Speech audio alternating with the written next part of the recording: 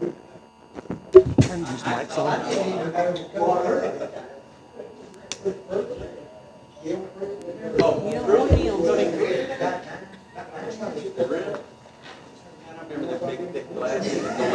In that thing, just write down your comments and drop them in there.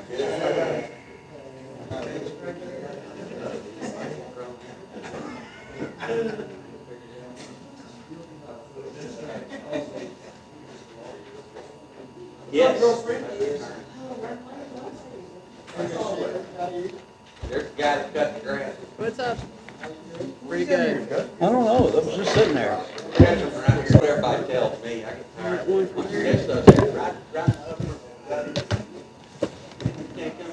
You need a cord and a plug in. It's not letting me, saying it's not secure. They're working on the line down there. Jeff.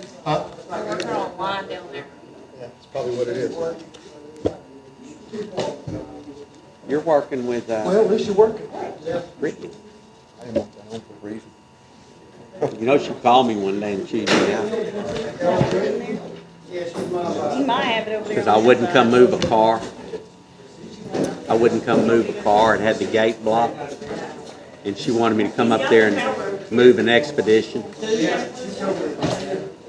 And man, she hung up on me. She hollered at me. I called John. I said, man, what's wrong with Brittany, man? She just yelled at me about, I had my tractor on the trailer. Just so happened I had my tractor on the trailer. I wasn't about to drive. It was 5 o'clock in the afternoon. I wasn't about to drive to Silsby. And she has a record driver named Bud. And see, when I gave her the excuse, well, can you get somebody? And she just went, you Tell Ronnie we got 2 hung up. She thought it was that record driver. starting in 2 minutes. I said, man, every time I see her, man, I'm like, Starting I'll at come move that 5:30. car, I'll drag it or something. We'll do something. We'll get it out of the way. It was in the gate, and they couldn't shut the gate, so they couldn't leave. I said, you're at a car dealership. You can't move an Expedition 6 feet? Something's wrong. You got all them dually 4-wheel drives and all that sitting outside. I mean, you're bound to be able to pull that thing out of the way.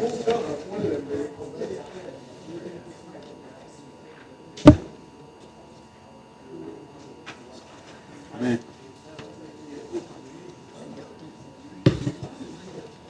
How's it going? Good. You doing okay? I hadn't seen you, man. Working. It happens. Jim's not coming. Put the doors open. That's why I put you by the door. Still open. Okay. It goes to Jeff. How about just a sign that says if you can't shut the door, Don't come in? Do I need Yeah, to just stay put any outside. more out or let people know that they're there? Okay. I'll sit down and shut it. Yep. Get the recorder. Put this on silent because I know it'll go off out in the middle. Oh, I thought you meant the speaker because mine's lit up. It's 5:30. Go ahead. All right, it's 5:30. Let's call this meeting to order. We're going to do the Pledge of Allegiance and then the prayer.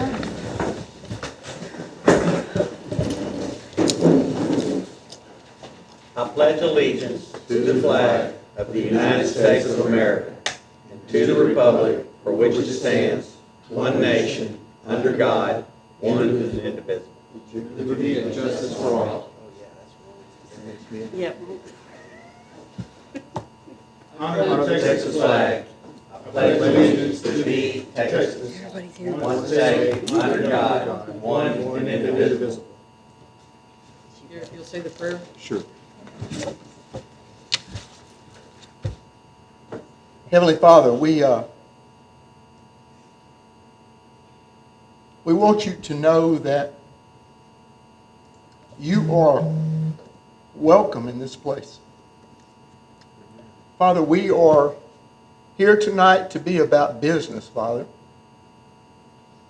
We just thank you so much for each council person that's up here, Father, and I pray a special blessing on each and every one of them tonight. Father, I pray a blessing over all the citizens that are here tonight. And Father, we want to tell you that we will not give the devil a place at our table. Amen. We will not. Father, we're here to be about your business. We thank you so much for your love, your mercy, Father. We thank you so much for this country that we live in and the ability to have the freedoms that we have to do what we do. And so tonight we're going to exercise those freedoms, Father, and you just be in the middle of this. We welcome you here. In Jesus' name I pray. Amen. Amen. Let's do roll call, starting with Ward 1. Gary Watson, Ward 1. Bud Marandino. What she said, Ward 1. Okay. Dr. Lonnie Clayton, Ward 2. Jeff Thibodeau, Ward 3. Doug Emmons, Ward 2. Absent from today is Jim Wright with Ward 3. Do we have any conflict of interest at this time? We'll move on to citizen comments. Jeff, We have one citizen's comment, Okay. Mr. Doug Clark, 13495 Moss Hill Drive. Okay, Doug. Doug? Being that we're time constrained, please try to limit this to 3 minutes. Well, I'm here to support my councilman that I elected, Mr. Bud Marandino. Is your mic on? I read the agenda, It's good. So, Here. that you're looking at doing some disciplinary type actions to him, and I'm against it. Number one, all Bud does is go around and he tells us the truth of what he sees and what's his opinion on Facebook, whether it's his page or anybody else's. Trying to censor that is a violation of his constitutional rights. And all I can say is if you try it, you better be ready for a big-ass lawsuit, because I will be more than happy to throw the first $1,000 in the fund to hire a constitutional lawyer to defend him. Now, on the second note, if you're wanting to censor him, what about this asshole? Hey, point of order. Point of order. No, We sir. won't, that won't be allowed at Okay, all. That's Point fine. of I order. apologize for that. Okay, thank you. What about this idiot? Point of order. I can say whatever I want, and don't you forget it. Don't threaten me. If you threaten me again, you'll be asked to be removed. Now, I'm the sort that back I in don't, I last have to year, keep this order. man said we were getting 6 rail cars full of gravel to do our streets. Each rail car is 263,000 pounds or 2,300 cubic feet. That pile was never over 13,000 pounds.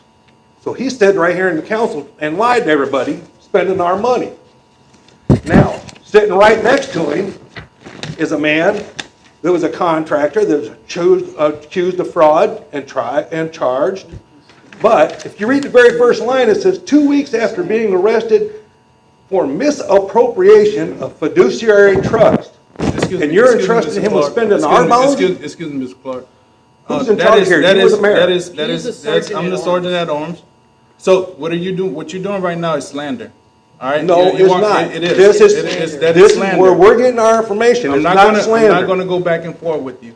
I have I the. could care less. I have the, that's fine. Now, my last point is you're going around putting signs in people's yards when you idiots, half the people you're putting signs in don't even live here. They don't even reside here. They're corporates that bought houses to flip. You're putting signs in yards, but yet the ones right next door with great big grass bundles and trees growing out of the ditches, you're doing nothing about. No sign. Any idiot would know you mail a registered letter to the property owner that says, here is the violation. You have 30 days to correct it before we take further action. The instant you put the word fine on there, now you have made it criminal. And when you make it criminal, you have to have a court system, a judge, and since it's criminal, you have to be able to provide a jury trial if requested. 10 seconds. So you might want to think about it real fast. And my last thing is I've got 2 name changes here, That's one time. for Sherry and That's one time. for Mr. Emmons, to change your name to Becky and Danny. time's up. Time's up. Thank you, sir. Thank you, Bill. All right, we're moving on to our consent items. Up for review and approval are the financial reports for the city, public works, and utility innovations. Can I have a motion? I'll make the motion. Second? I'll second that. All in favor? Aye. Any opposed? Aye. Motion carries. Next up for review and action is consideration, discussion, and approval of the rate schedule amendment to the water ordinance 252.1. Can I have a motion? Motion. Second? Second. Any discussion, starting with Ward 1? Carrier Bud? Let's see, I had that in my last packet for the meeting that was canceled. Just a second. Basically, the rate schedule is specifying everything that. There was something in there, Sherry, that we talked about that we might want to add in there.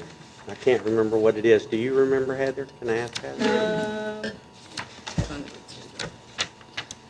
It was about the sewer, Huh? the sewer taps. Oh, Jim and I had discussed about the sewer tap, possibly making a flat rate fee for the sewer taps so that when the people come to build a house, that we give them the price of the water tap. We know how much that is. You know, that's a fixed rate. But it's really unacceptable for a city to say, we have no idea how much your sewer tap's going to cost. Now, I checked with a couple of other cities, okay, and here's how they do it. We have some recent sewer taps that are from one extreme to the other, I would say, kind of, you know, if we got a ballpark price in the middle, okay, and we charge a flat rate of, say, $2,500 for a sewer tap, then if it's $1,500, the city makes $1,000. If it's $3,500, the city loses $1,000. We don't have that much property out here to be done, you know. I mean, but we could possibly in that trailer park, you know. And if we had a flat rate, you know, that people could, who are looking to build, because they're trying to figure out how much they're going to spend, you know, when they come out here to build something. And so, if they don't have any idea how much their sewer tap's going to be, then it's hard for them to budget. It could be $1,000, and it could be $4,000, you know. So, Jim and I talked about it, and he thought that would be something that we could look at and add to this, you know, if we added it to this ordinance and like approved it with that in there, that the city can win or lose, you know, on that, depending on where it's at, you know, but at least it would give the people a constant price as to what they're looking at for their sewer tap. I don't know how y'all feel about that. Only, and I could personally speak on that, but I have no problem with it. But the only thing with putting a set price is, and like you mentioned, it varies. I just had a sewer tap in the addition to my house, second building, and it, you know, the cost was very fair. But he did tell me that according to how deep they have to That's go. right. Exactly. Yeah.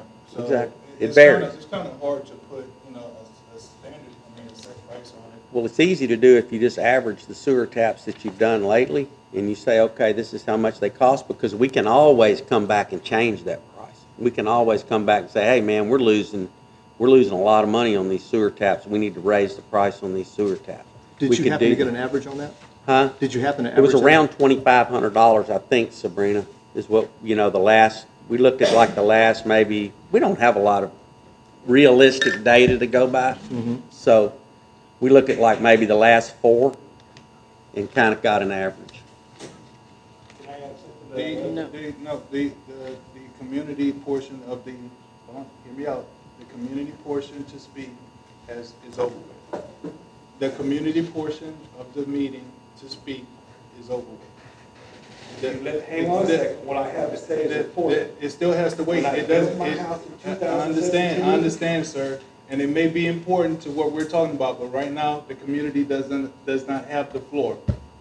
We can talk about it after the meeting, but right now, we have to proceed with the meeting. Thank you, sir. Any other discussion? Yeah, is anybody, what do y'all think? Well, we've got 2 more. Huh? You have anything to add? No. Jeff? do you have anything to add to this? My question was, did he have an average, and he answered that question. About $2,500. But now, look, now, that can be adjusted, you know, I mean, pretty quickly if we have to. I mean, if they all start being $3,500, well, then we can come back in here and say, hey, you know, this isn't working. But at least we'll have something. You could actually give them a range. It could be from here to here. This is the lowest we've had, this is the highest we've had. It could fall in between there. That may help them with the budgetary as well, so the city's not losing. That's just, you know, throw it out there. Well, you know, right now, that's the only thing that we're in the business of, just shuffling money. In other words, there's no other business that I know of, that I can think of, that just takes money in and hands money over. In other words, the money comes into the city for the sewer tap. First they go out and they appraise how much it's going to be to do the sewer tap, and then we tell the citizen how much it's going to be, and then this isn't any money. Okay? I don't know of any business that just takes money in, runs it through, and doesn't have any ability to make any money off of it. Yeah, they won't stay in business long. Well, could we just take the city out of the loop and have them go directly to the contractor, and we're not in this at all? And then you just get a bid on it? Well, it has to, I don't know. I think it has to go through the city, right? That's how it- Huh? That's how it is currently, yes. That's how it is. To keep, because there are utility contractors, so the city's kind of the buffer, because I feel like if we let utility innovations talk to the customer and they have an issue, then that's gonna cause a squabble between them. So I feel like if the city's in the middle, we can kind of take the heat for that. I like that part, you know, because, Let me say this, okay? The city and the utilities is not in business for a profit. Okay? We need to cover our expenses, yes. Okay? So, I'm almost at a point where, and I don't know how many actually we've done in the past few years. I don't think that many. You know, if, whatever the, 4? So- I think it's 4 lately, you know, Okay. something to go by. So, you know, whatever it cost us, now, there may be a little bit of administration fee in there, okay? Just because of the paperwork and just making sure everything's done right. Yes, to But go through whatever our the main- cost is to us, plus that fee, should be it. Well, we're not doing it on the water meters then we need to change it. Well, we may need to. We're talking about Because sewer. the city's making money on the water meters, everyone that's installed, the city makes, what do we make on a water meter, Sabrina, about 300? Something like that, probably. Around I don't know. $300. So that's our profit. And I'm just going to tell you this, I want to add to what you said. We are definitely in the business of making money off this water. If we're not, then we're not going to be building our funds up at all. If we're working at a break-even thing and we have something happen out here, we're not going to have any money in the bank. So yes, we do have to charge more, and we are charging more as we go. I mean, it's just like any other business. We have to make a profit. If we're not making a profit on the water, then we're not going to be in business very long. I mean, it'd be great if we could just pass it directly on, but I'm telling you, the water meters are $300 we make off them, each one that's installed. So making money off the sewer, you know, I mean, or at least giving somebody a price in the city taking the thing, or leave it alone. That's up to y'all. I mean, that was just Jim and I talked about that, and so we could alleviate the problem with people getting a super high price for a sewer tap, and then one person getting a super low price for a water tap. I mean, for a sewer tap, I'm sorry, both of them sewer tap. So if we put it in the middle, charge the standard rate, then boom, there it is. That's what, there's no gripe. Hey, Sabrina, is it possible that we get from Utility Innovations average? Because I think it's according to how many feet, correct, and how deep. Can they provide us with something concrete, their prices and how much they charge? And then I think that would be suffice for us to actually put that into action, correct? Yeah, I mean, yeah, we kind of did that, but we can do it again. So I have a question. The other utilities that come out here, if it's gas or if it's the electricity, how are they how are they charging? Whenever they run to a pole, is there, I know there's, if you want to go underground, there's so many per foot and all that. But it's something that each of the utility providers are giving a price on, and it's based on location, location, location. Whenever I was looking to put additional internet in at the end of the street, it blew my mind what they wanted to install that because of the distance from the next connection. And it, consequently, it changed our mind on what we wanted to do. To your point, I know that people need to know what it is they're about to pay. They need to know how to budget. So there's a kind of a slippery slope. If we start putting a cap on one thing, are we trying to do a cap on, would we want to try to do a cap on anything else? We're not capping anything, we're just charging an average rate. Yeah. There's no cap. No cap. It's just really and truly, to put it all in a nutshell, it's to cut down on the confusion between one person getting the bill this much and one person getting the bill for this much, and then they want to argue about, well, you charge them that much and you charge me this much. I mean, if we just take that out of the equation and just charge a rate and see how it works. That's what me and Jim talked about. He's not here. I mean, I'm just passing on what we discussed about adding on to this ordinance. Now, we can say that we're going to add on to this ordinance after we get an average from Utility Innovations, so we have something concrete, get them to give us an average depth out here, and what is the average depth, because I don't know. So we could effectively, we could just table this until Jim's back and talk about it again, or what? Well, Due to timers, we got about 45 minutes to wrap this up. some of this We can stuff, pass it with revisions and review just the sewer tap issue. because all this other stuff's good stuff, and we need to go ahead and We need do that. this, not table it. So can we have a motion to approve with revisions the water ordinance 252.1? I'll make that Second? second. I'll second. All in favor with the revisions? Aye. Any opposed? Motion passed. We're going to go on to our next one, which is consideration, discussion, and approval for the resolution authorizing Jefferson County to install an additional culvert to a resident on riverbed. And that's for Mr. Burke. Yes, Birch. Mr. Birch? Yeah. Is he here? No, he's not Oh, here. okay, that's fine.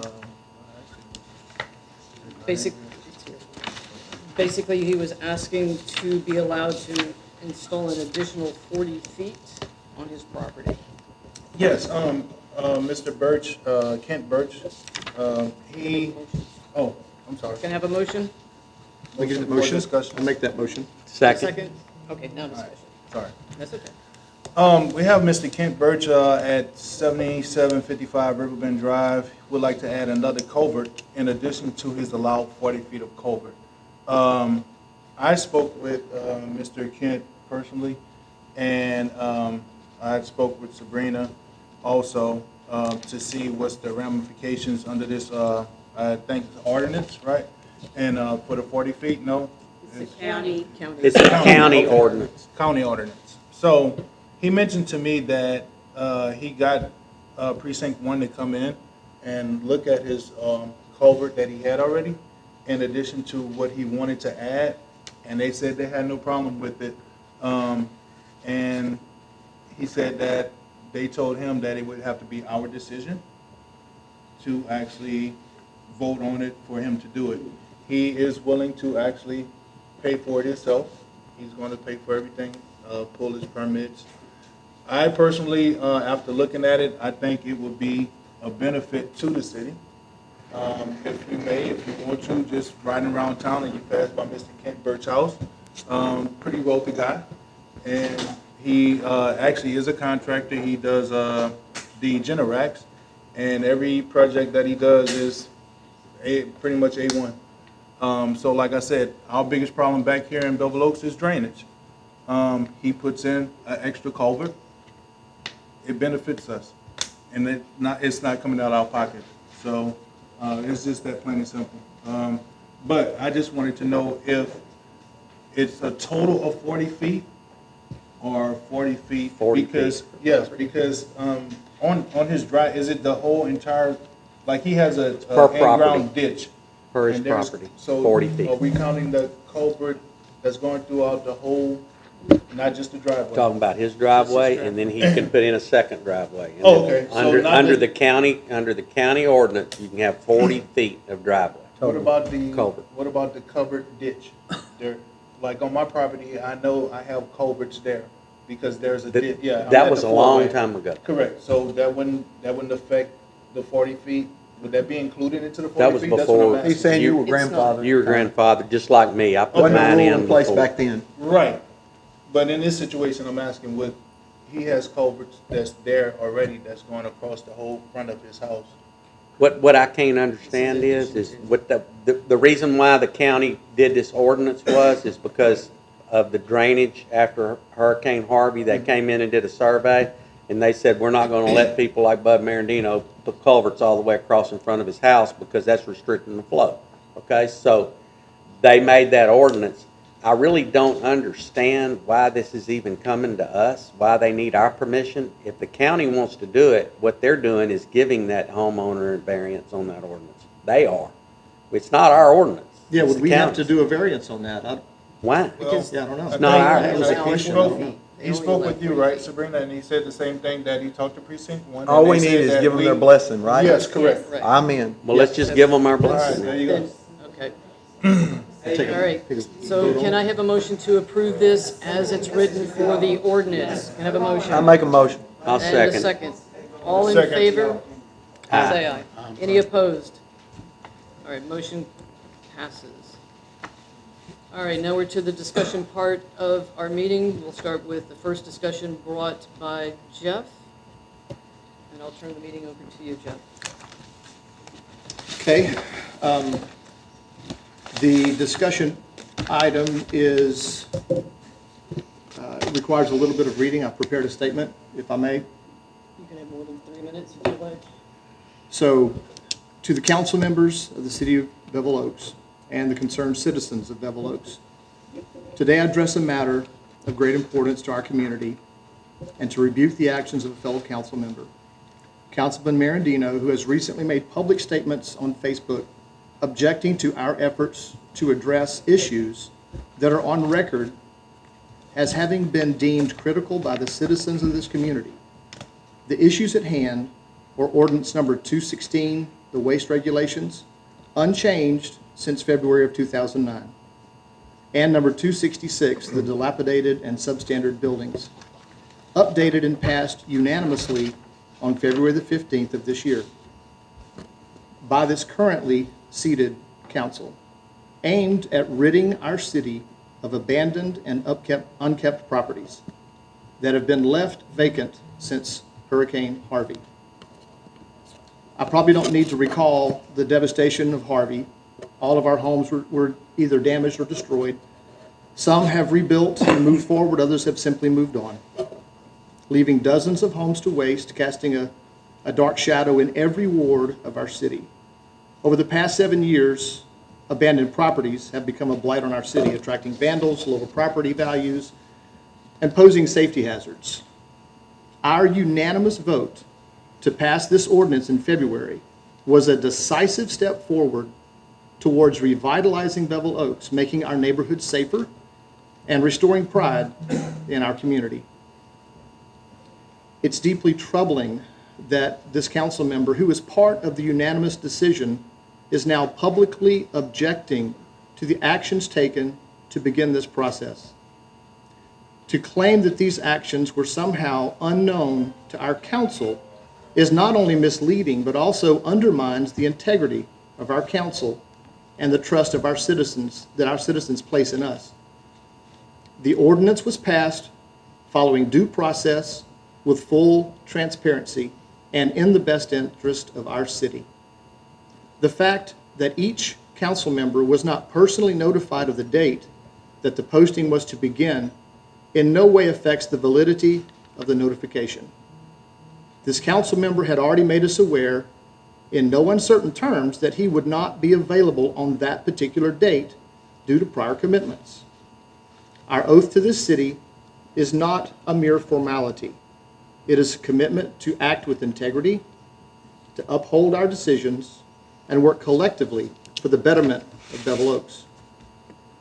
When we took office, we promised to serve our community faithfully and to make decisions that reflect the will and the welfare of our residents. Publicly contradicting our unanimous decision on social media not only violates this oath, but sows discord and confusion among our citizens. Additionally, this action of this council member is not reflective of this council or many of the citizens that live in the ward that he serves. The fact is undeniable because citizens from all wards were represented at the workshop in January that identified the abandoned homes as one of the most pressing concerns. The initial actions taken by the city are impeccably listed in the ordinance, including tagging of these abandoned properties, the sending of letters, the sending of certified letters.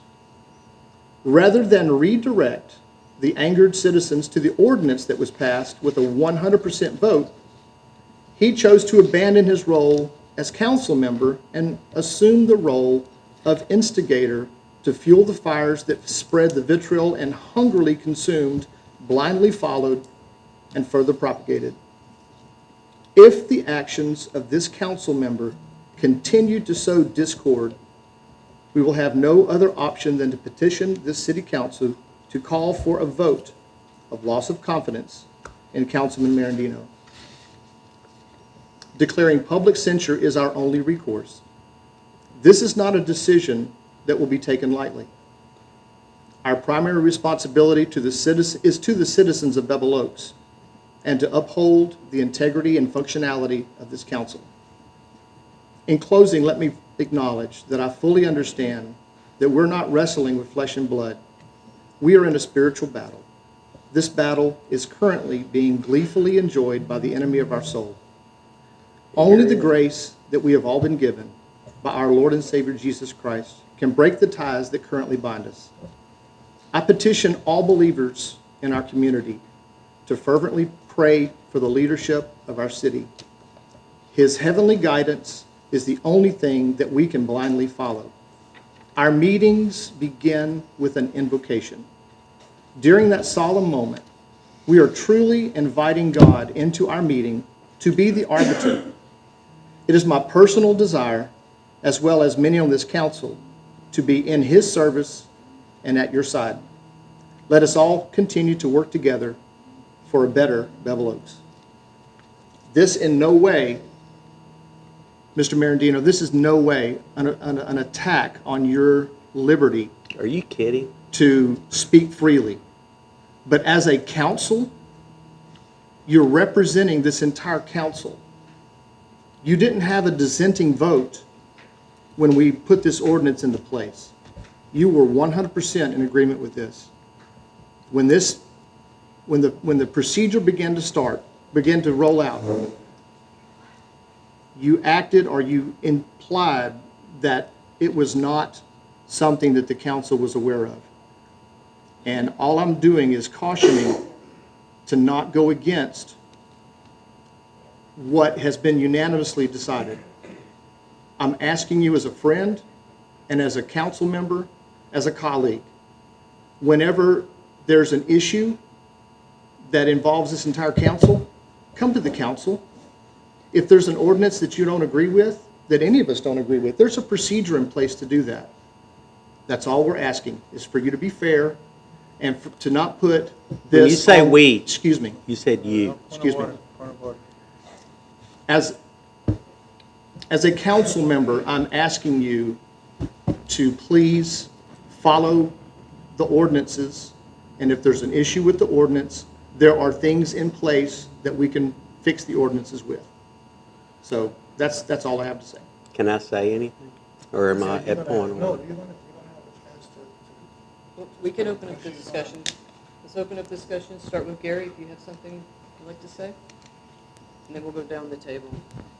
So I think that what we have had here is in some parts, a failure to communicate. And this council needs to be operating as a unit, one for all and all for one. And it may appear to you guys that there's a lot of discord here, but in fact, what you have is a group of people that actually care, and they're passionate about what they do. Sometimes our passion appears as dysfunctionality, but make no mistake, I've only been on council now for, I don't know, what, 18 months, maybe? 18 months. And what I have seen accomplished in that 18 months has been really huge. There's a bunch of stuff that's gone on out here that has been nothing but good. And so we have to be very careful not to focus on the negative and focus on the positive. Because I'm going to get into a big long deal here, but we're doing a study in church right now. And this study is talking about you're sitting at a table, and God's at the table, and you're at the table. And at some point, the enemy, which is Satan, he wants to be at that table. And if we give him a place at that table, he will be there. And that's what we've done, is we've given the devil, the enemy, a place at our table. And we've got to stop that. In no shape, form, or fashion do I have any issues with anybody on this council. I think they're all good people. They're just passionate about what they do and what they believe. And for that, I applaud them. So, all I want to say is I want to caution us as a council to be very aware, as Jeff said, that our battles are not against flesh and blood. They're not. And we're making it that way. And we got to stop that. There's a lot of good to take place out here. And there's going to be greater things are yet to come. I have no doubt about that. So I'll just leave it at that. I spoke with Jeff. He had a cab meeting on Tuesday night. And from Tuesday, what happened, this is what happened, okay? And this reason why I voted against the budget, approving our budget, is because we spent $3,300 last month on an attorney, okay? And according to Jeff, what he told me is that was to put that ordinance into layman's terms so that they could understand what they needed to do. In other words, it's in lawyer talk. We paid him to do it in lawyer talk, and then we paid him a whole bunch of money to put it into regular terms. Now his, and I want to say this, you know, I don't mind saying this in front of the mayor. He gives us a report card every month as to what his expenses are. I started that back with Becky Ford. Been on council for 7 years now. Next year will be my 8th year. Okay, I started that with Becky Ford because I wanted to know who is charging all these charges, you know, because I've never called him. You know, I call the Texas Municipal League or I call a lawyer, you know, if I need a lawyer. But we paid him a whole lot of money to put this into layman's terms so that the people could understand it. The cab people, and Jeff included, okay, could understand what procedure they needed to do to be able to move forward with the vacant houses. To say that I'm against that ordinance is ludicrous, okay? I have friends here right now that his mother, you know, 80-something years old, living next door to 6 feet tall stuff. And I would do nothing more like to happen than that to be cleaned up, okay?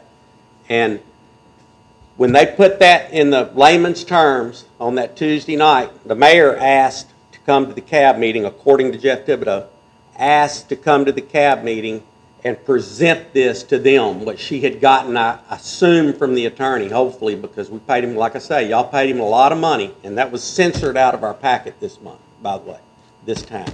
She would not allow that to be in the packet, okay? But I got a copy of it, but she wouldn't allow that to be in the packet. I'm I'm an open book, you know, and I try to tell everybody the truth. Now, when Jeff had that meeting that night on Tuesday night, and they found out their game plan, he said they had a celebration. They celebrated that they were going to be able to move forward now and do something about this. I'm a part of this city council, as is the rest of these people that you see sitting here, okay? I represent the people in Ward 1 to the best of my ability, okay? Whatever I can do for you, I'll do for you, okay? That's just the way I am, okay? So when I told him that I was going to be out of town, I wouldn't be able to hang flags, okay, on Saturday morning. So I guess that meant to him that I'm out of the city council, you know, till I say I return, okay? So I'm going to be out. So, but Tuesday night, when they approved that and had their celebration, he didn't have time Wednesday, Thursday, or Friday just to shoot me a text and tell me the affected properties in Ward 1 so that I could go to my constituents that I represent, and you agreed with this, and go tell some of these people, hey man, you know, they're going to start putting banners out in your yard, you know, telling you that, you know, you got to have this and you got to have that. Can we try to get this? I'll help you. We'll get this fixed, you know, whatever it is we need to get fixed. You know, let's get it fixed ahead of the curve, and you know, we can get this done. There's a thing in here in this ordinance that we approved that got by me. I'm going to tell you that. And it doesn't say it out that you have to have a water meter. It says that you have to be able to have sanitary facilities for anybody that enters that building. Let's say you have 3 houses on 10 acres, okay? And one of them is you're working on for a rent house. You've got water meters at your other 2 houses, but you don't have a water meter at that house. You're going to get flagged for that, okay? Another property that's in my ward that's perfectly cleaned up, okay? Flagged, no water hookup. Well, he doesn't have a renter there to put in there. We redid 5 houses out here after Harvey and rented them, sold them. Hey, Bud, Am I limited? Well, only because we got another meeting at 6:30. We're going to run out of time. 6:08. Right. But we've got also some other discussion items to go. And I'm just saying that he didn't have time in 3 days to shoot me a text and say, hey, you know, we're fixing to now, it's been 100 days. And it doesn't matter that it's 100 days, and he told me that, and I agreed with him, because we're enforcing ordinances from 2006 out here. You know, we're enforcing all the ordinances that are out here. Actually, we don't have a code enforcement officer, so really we're not enforcing the ordinances. But we do try to live up to the ordinances that are out here. And all I ask is to be in the loop. You know, if you're going to kick me out of the loop, if y'all want to keep this private and amongst yourselves, that's fine. But don't expect me to keep my mouth shut, and don't expect me not to tell the people the truth, okay? And if the truth bothers you, then you need to get a mirror and you need to look at it, and you need to say, man, you know, guys, you know, we can't get him on anything else, but let's try to get him on telling the truth. So that's all I have to say, and I'll continue as long as they allow me to continue. And if they don't think I'm doing a good job, or for whatever reason, well then they won't, I promise you, they will not have to vote to get me off city council. I will resign. But I will tell you this, the next time the mayor's election comes up, I will run full force for the mayor, because I think that position needs to be filled by a competent person that is trying to do. Point of order.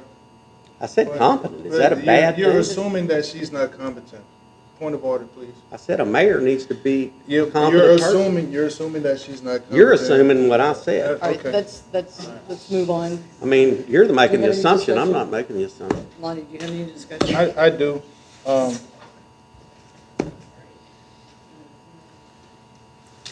have a question.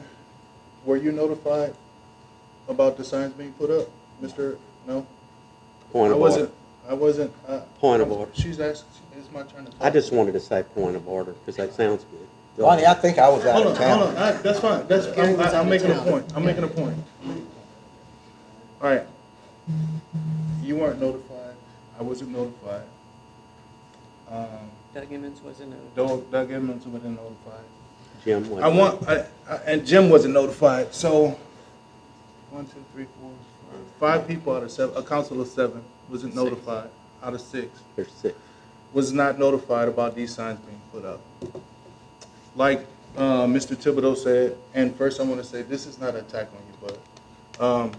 And then attack. It's not an attack on you, bud. It's that we need to correct something that seriously happened. I mean, that's just point simple. We unanimously made a decision to go forward with putting up flags on vacant homes. Vacant homes. Who's unanimous? All right. We all voted in February. All right. And so we made a decision. So initially, several meetings ago, we actually took on as council members, including the mayor, we have certain job duties that we do. Myself and Mayor Sherry were actually on that job. However, with my work schedule and her schedule, we passed it on to Cab and Mr. Thibodeau. That's how they got the duties to actually put out the flags legally. I don't know if they went on anybody's property, but they did the utility easement. All right? I need you guys to know that there are some faces that's been on this regime for some time now, but there are some faces that's on this regime that you guys are not familiar with. Personally, I do not care what happened with the last regime. I'm tired of hearing it. I'm tired of hearing about his wife making mistakes. I don't care about that. We can't move forward if we constantly keep bringing up the past. If you don't learn from your mistakes, it's my you turn. won't. Well, point of Proper order. communication. Okay, here, point of order. Proper communication. All right? God gave us 2 ears and 1 mouth for a reason. When you spoke, I did not say not one word. Whenever we communicate, the correct and the proper and professional thing to do, and this is for everybody, is to please listen. All right? That's lesson 1. So I'm gonna go on with my spiel because I was kind of torn not to go there, but I will have to. All right, council, noun, an advisory deliberative body of people to manage the affairs of the city, whether be it consulting or advised. It is imperative as elected as such, we must become cognizant of our limitations during elective term and understand how to separate our normal everyday rights as citizens and as elected officials. All right? As stated before when I first took office, we as elected officials derive from different backgrounds with a variety of belief, morals, and views. However, those differences make democracy so unique and great. We, the Council of Bevil, discussed a majority vote to move forward in the best interest of the city concerning its economic and overall aesthetics via signposts to notify vacant residents of violations. 2 elected officials were over the project, as I stated, until deciding to pass it on to the CAB, Community Advisory Board. This thought-out process was strategically set forth once CAB was briefed on how to legally set notice to vacant residents. A competent politician knows once an item is voted on and a majority rule, that action item is put forward. Furthermore, regardless of whether we as city officials agree with the decision or not, it is our duty to move forward to not only support but to advise our constituents on the importance of the action items passed. As stated before, elected city officials' responsibility is to manage the affairs of the city of Bevil Oaks. But I add, it is very crucial that we as elected officials be competent, show professionalism, and learn to have hard dialect regardless of our differences. Failing to heed to these rudimentary political principles as public officials is a catalyst that has the potential to yield detrimental results for the city of Bevil Oaks. Mr. Louis Marandino, your public statement on social media was one that exemplified the above-mentioned detrimental catalyst. Your obsidian tactics as a politician will be that, yes, What is that? beginner, I'm a beginner. all right? I'm pouring the water on you, dude. As a politician will be the purpose that I, Dr. Lonnie Clayton, moving forward, will lose confidence in your decision-making and advising of the city of Bevil Oaks and its affairs. As one great philosopher would quote, "The whole is greater than the sum of its parts." Aristotle. I'm done. Anything, Bud? Doug? Bud Marandino has been on and off this council several times over the years. We all have had several reminders about using social media for political reasons as being unethical by both state and federal ethics boards. It does not matter if it is a so-called private group It or not. absolutely is. Point of order. What is that? Yet you continue to use social media as an attempt to disgrace this council and the city officials. Some people may think that this is just free speech. It is not. We council members are held to a higher standard than the people that we represent.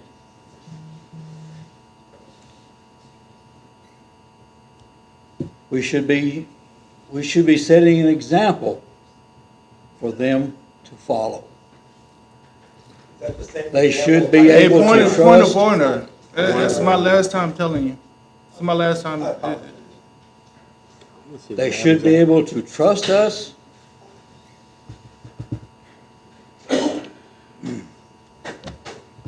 They should be able to trust in what we say in our council meetings and what we vote on and approve is what we will endorse. And Have you read the minutes, Doug? Bud, please. Professionalism. I mean, I'm just asking. But I need, I mean, With- you got people to come here to listen to you. You have supporters. At least show them respect and be professional. Show them respect. with you, we cannot depend on what you do, what you say, or you. Who wrote that for you?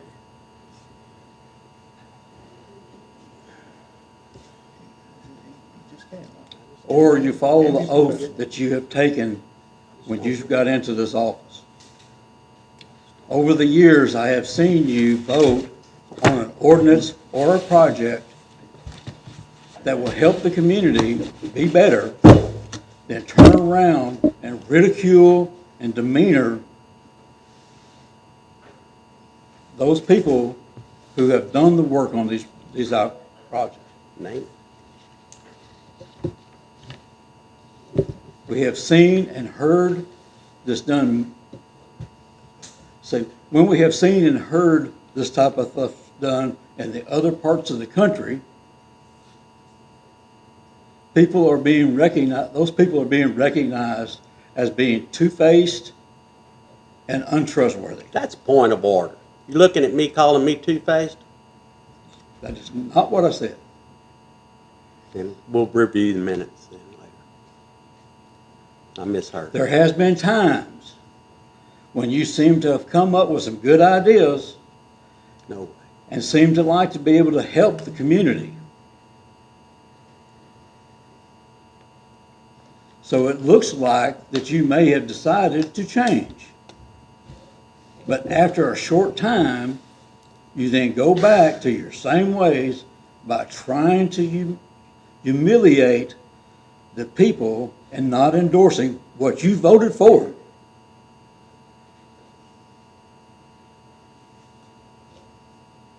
Some look at this as being just being politics. To me, that is being counterproductive and tearing the community apart. We, the city officials, are all volunteers and put a great deal of time and our personal resources into making this community better.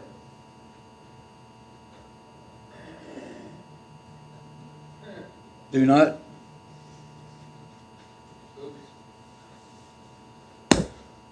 Okay, I'm just going to stop here.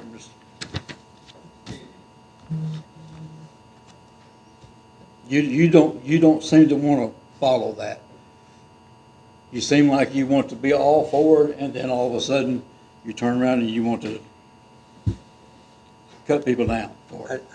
Doug, I just said that all I wanted to do was have communication. I talked to Jeff about that. I'm finished. I just wanted to have communication about that. That's what I talked to Jeff about that. One second, Bud. Being that we've got another meeting following this one in about 8 minutes, I would like to suggest tabling the next 2 discussion items to next month's agenda. Mine's very simple, Sherry, and it's getting hot. You can do it real quick? Yes, please. Okay, never mind then. All right, next item up for discussion is installing a water fountain at the basketball court in the city park. And I discussed this with Jim. We have the water I was capacity. gonna say, can we make a motion? Oh, Have a motion? I'll make the motion. I'll second. All right, go ahead, Bud. Okay, I discussed this with Jim. We have the water capacity. All we have to do is pay for the tap, okay? We're not required to have a meter, okay? The kids are drinking out of the hydrant on the brick building, on the office building, and they leave it running. I don't care. It just floods the parking lot. No big deal. But I don't see why we can't have some type of water supply for them, because it's hot over there. And, you know, if y'all agree, we'll put a water tap in over there, and then we'll move on to try to price and put together a water fountain that's suitable for them to have over there. So you don't have an estimate on what that would cost at this point? No, we just want to put the tap in. That way, at least we have water there, and then we can move, see what kind of thing we want to And put. the tap would be underground like a meter? Yeah, they're just going to stub us up something over there. So, Bud, get us a quote on the equipment and design. Well, I want to bring that to y'all and get with y'all and figure out what kind of, what'll be safe, what'll be, you know, we have one out here, by the way, at this park. We have a little water fountain and a hydrant. So I just thought maybe that'd be something they could have, at least have a water source over Bring the there. cost and the design to city council meeting for next month. We'll add it to the agenda. Okay, but can we go ahead and get the water tap?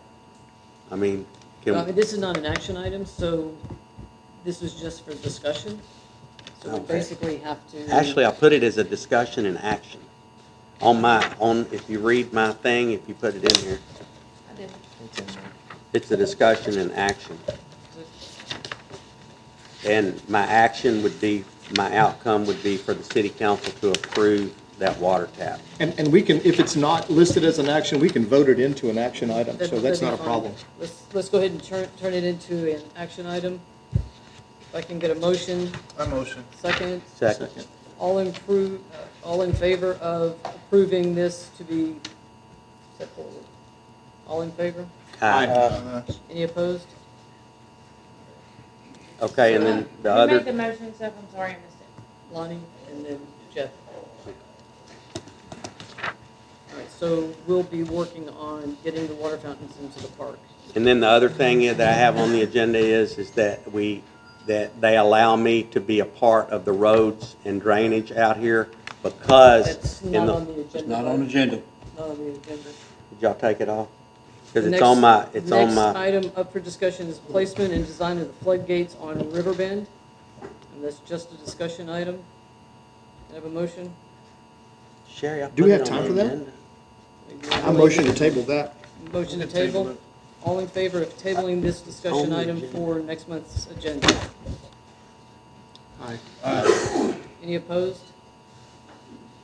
So y'all took that off the agenda, Sherry? You got my agenda thing right here, and it says where I'm asking that. It's in your folder. It is, but you agreed to. Y'all didn't put it on the you agreed to thing? only talk about your, water hydrant. No, I didn't either. I have two things on the agenda. Yeah. And the outcome is for me to be approved because Sherry and I met with Well, Eddie But Arnold we've got another meeting. and got work We'll done. talk about it after the meeting. We need to adjourn this meeting and get ready for the next. Yeah, that may not have to have a vote on that. Yeah, that may be something we can do in discussion. Yeah. Can I have a Yeah, that's motion fine. to adjourn this meeting? I motion to adjourn the meeting. Second? I'll second. All right, motion for adjourning the meeting approved. Thank you. Let's take a break and then we'll set up for the What I next was meeting. gonna say on the sewer test was when we built our house in 2007. Next week's it's gonna be emergency It's response. for We will emergency have- management. We were told to put your sewer out the back and in on sweet gum. So our plumber. Well, that was what they put a pipe were- over there to have the sewer tap done. They come back and said there's a bad red line. Yeah. There might be in the town hall meeting, but To it's the other not, side of Boston. it's an emergency. Right. So I ended up paying for 300 feet of extra pipe to hook in front of the house street. Right. The county's responsible for the drainage in front of the houses, but the, House in my house. And all blueprints for sewers and the water system in this town, trash. It needs to be updated. Call the county, they'll take that. no, Yeah, the county only That's all I want. yeah, yeah, come out and make it needs to be sure it's updated. draining properly. Homeowners are responsible for cleaning weeds It needs to be all of updated, that out. and that's some things. Well, they was talking about the county, about the coal, and so that's all about drainage, it's on east. So is the county responsible to keep that water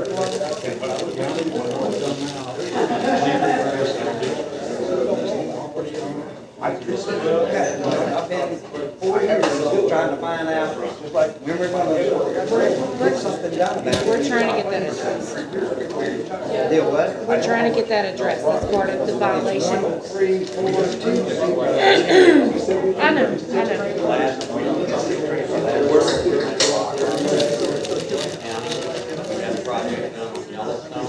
He said, got it done.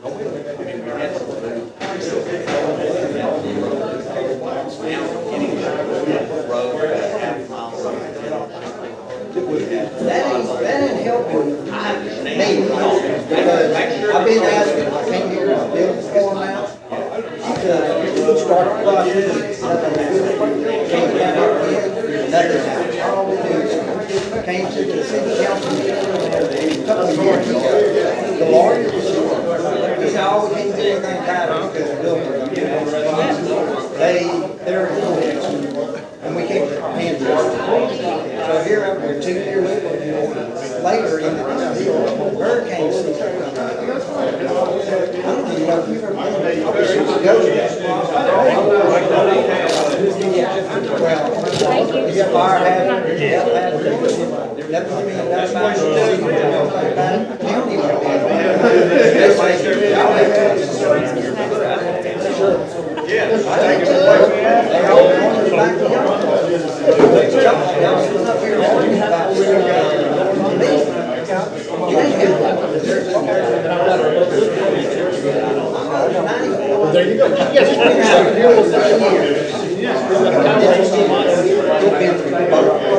I didn't know exactly how to set up for this, so you bring it. This is the way it gets treated. Are you gonna need Wi-Fi? I can't believe it takes 4 months to get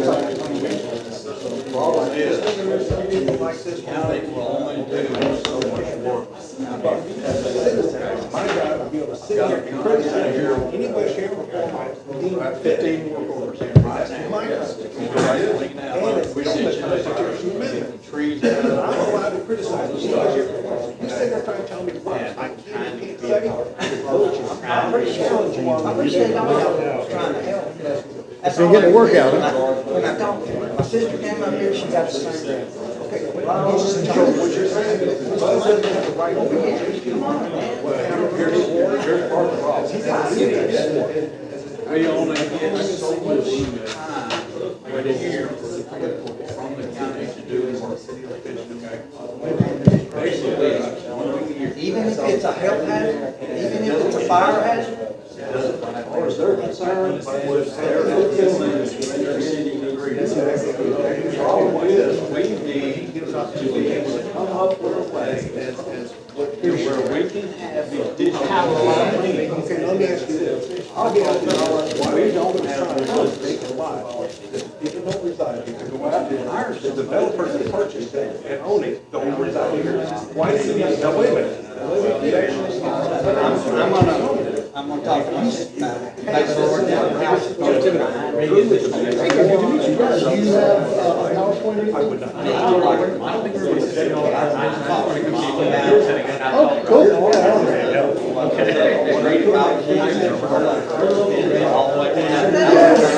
don't know the rat, I just stay home, I can stay in the funky and the motor and all that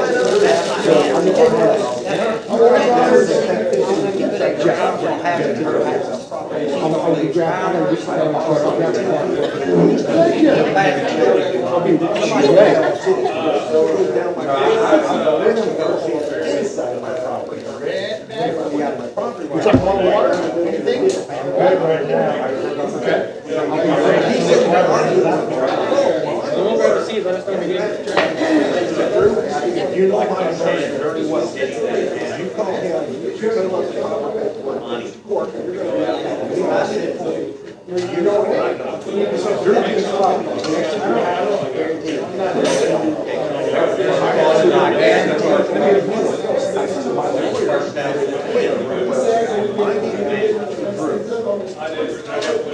Drew would write me back and say, I don't understand. No, I understand, it's okay. We're just as frustrated as you are, I promise you. This woman is so disappointed in this community, because she has put her life into this community. We built that home back in 1975. She's been here since grandmother lived out here. We was like dogs abandoned. Right now, what is our biggest problem? You're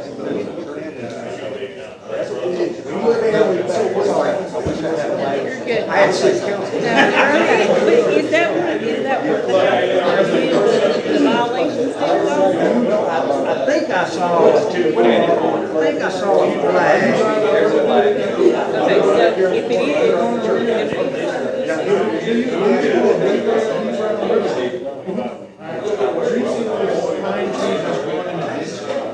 That's my concern. I'm not concerned about the also that's my concern. In other words, so these things are not being brought up. This is what I want to spend your money. This is what I want to spend, but this is what I want to spend your money on. See, this is, but you're not hearing me. I understand this is your ordinance of abandonment. Exactly. So hold on, you also know, I live on one side of the river. The closest fire hydrant is right here on the street. You know how much of a violation that is? So my insurance, exactly. Another thing, do you know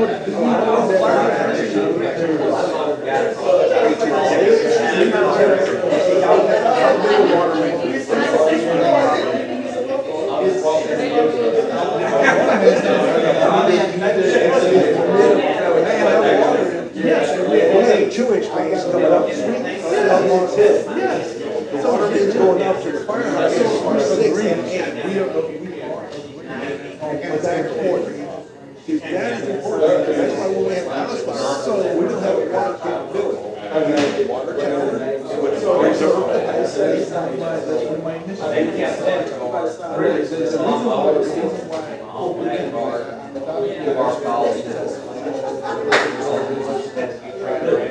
There were states that like you said, these people don't live here. You can't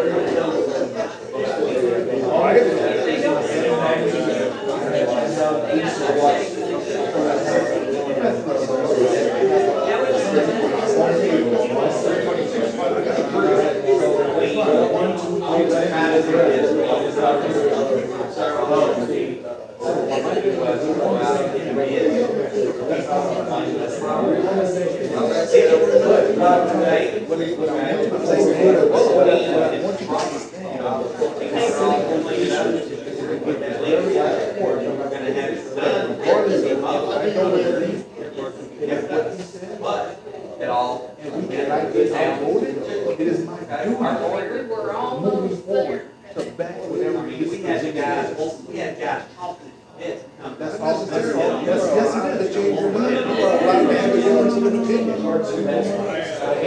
You showed me where in that city council, that one says you must always agree with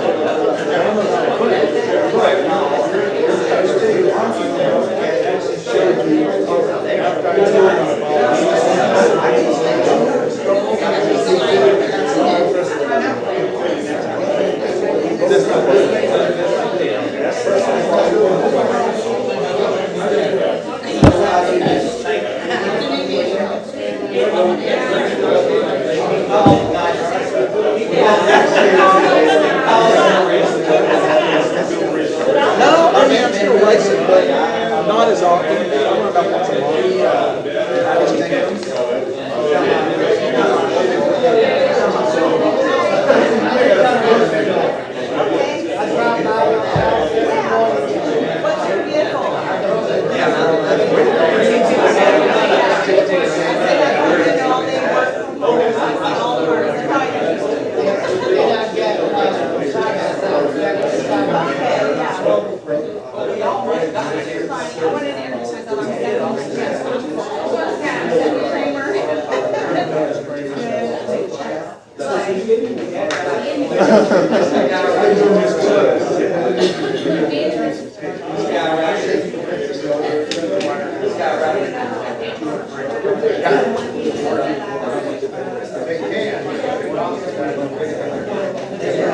It's out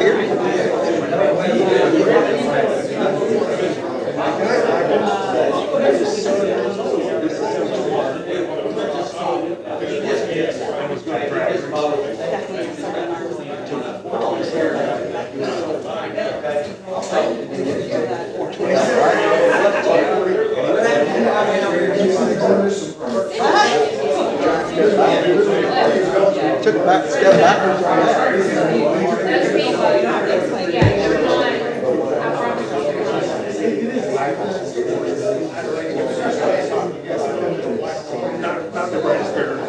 Absolutely.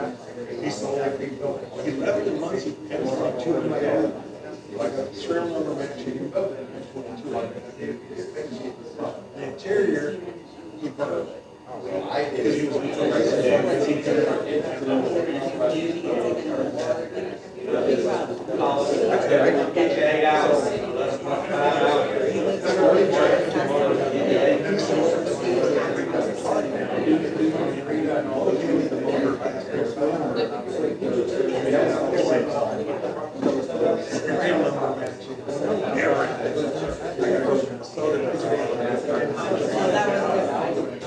that reports the value.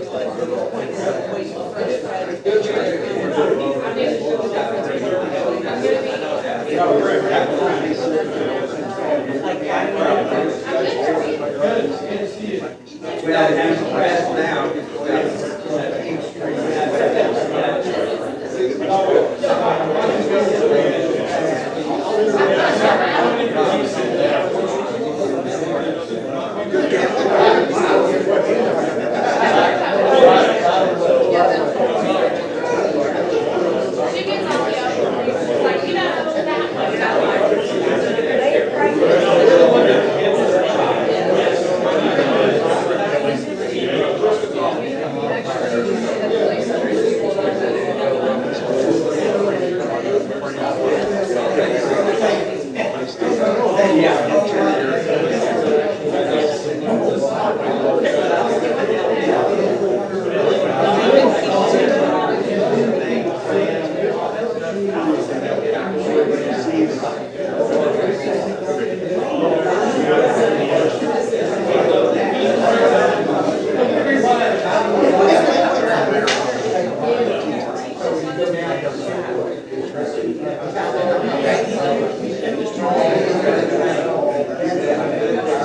All you gotta do is connect the dots.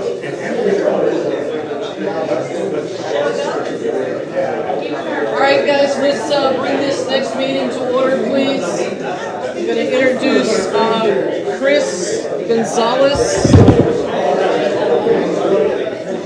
Let's go ahead and get started, Chris. We need to start our emergency town hall meeting. I'm sorry? Oh, no, okay. Oh, yeah, okay. If everybody can take a seat. If everybody can take a seat, we'll go ahead and get our town hall started. We're a little late. Not that I'm not aware of. Being prepared. Okay. All right, we're going to start our town hall meeting, and the purpose of the town hall meeting is to get us all ready for hurricane season, because we know it's coming. It's going to be led by Chris Gonzalez, who is our EDS 1 fire chief. He is also our emergency management person, so he is our first line of defense, so to speak. All right, well, good evening, and thank y'all for showing up. It's a wonderful turnout tonight. It's great. And I think everybody's got the concern about, if you're hearing what I'm hearing about the hurricane season, it doesn't look good for us, you know. And I'm not here to scare anyone about the hurricane season, but there is some the potential that we've got ahead of us. All the conditions, all the atmospheric conditions, and that sort of thing.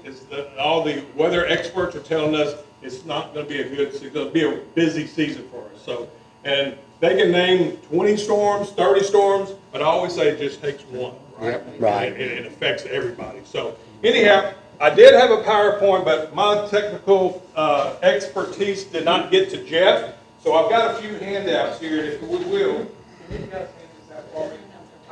I've written down some bullet points that I'd like to cover, and I'm going to cover some things that, if you've lived in the Southeast Texas any time, for any length of time, I'm probably not going to tell you anything that you haven't heard before, you know, as far as preparation. However, I am going to share some things that I've been here since in the fire department since '92, went through the floods, been through all the hurricanes. I haven't left for any of them, and I've seen the devastation that's left here locally. But I want to share some of that. Before I get started, though, I want to introduce a few folks that I've brought with me tonight that are very helpful in the mitigation and the communication that we're going to be able to provide to you throughout during hurricane season when there's threats in the Gulf. Handing out my lovely assistants in the blue there is Robert Grimm. Robert is our Jefferson County Emergency Management Coordinator. He's the guy that talks directly to the judge. He communicates down through me, and that's how the kind of lines go back and forth. I go through the mayor, and it kind of goes up and back and forth. I also wanted to introduce Mike Rao, over in the white shirt. There's Mike. Mike is with the state, Texas Department of Emergency Management. Yeah, brought him.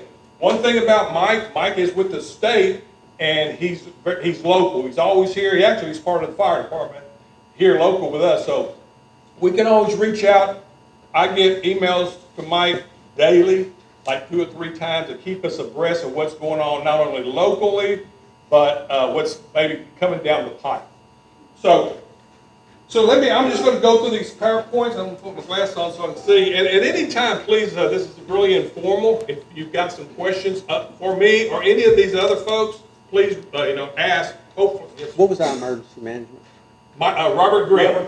Grimm. Grimm, G-R-I-M-M. That's not good for emergency name. Okay, that's what I thought you said, but I just...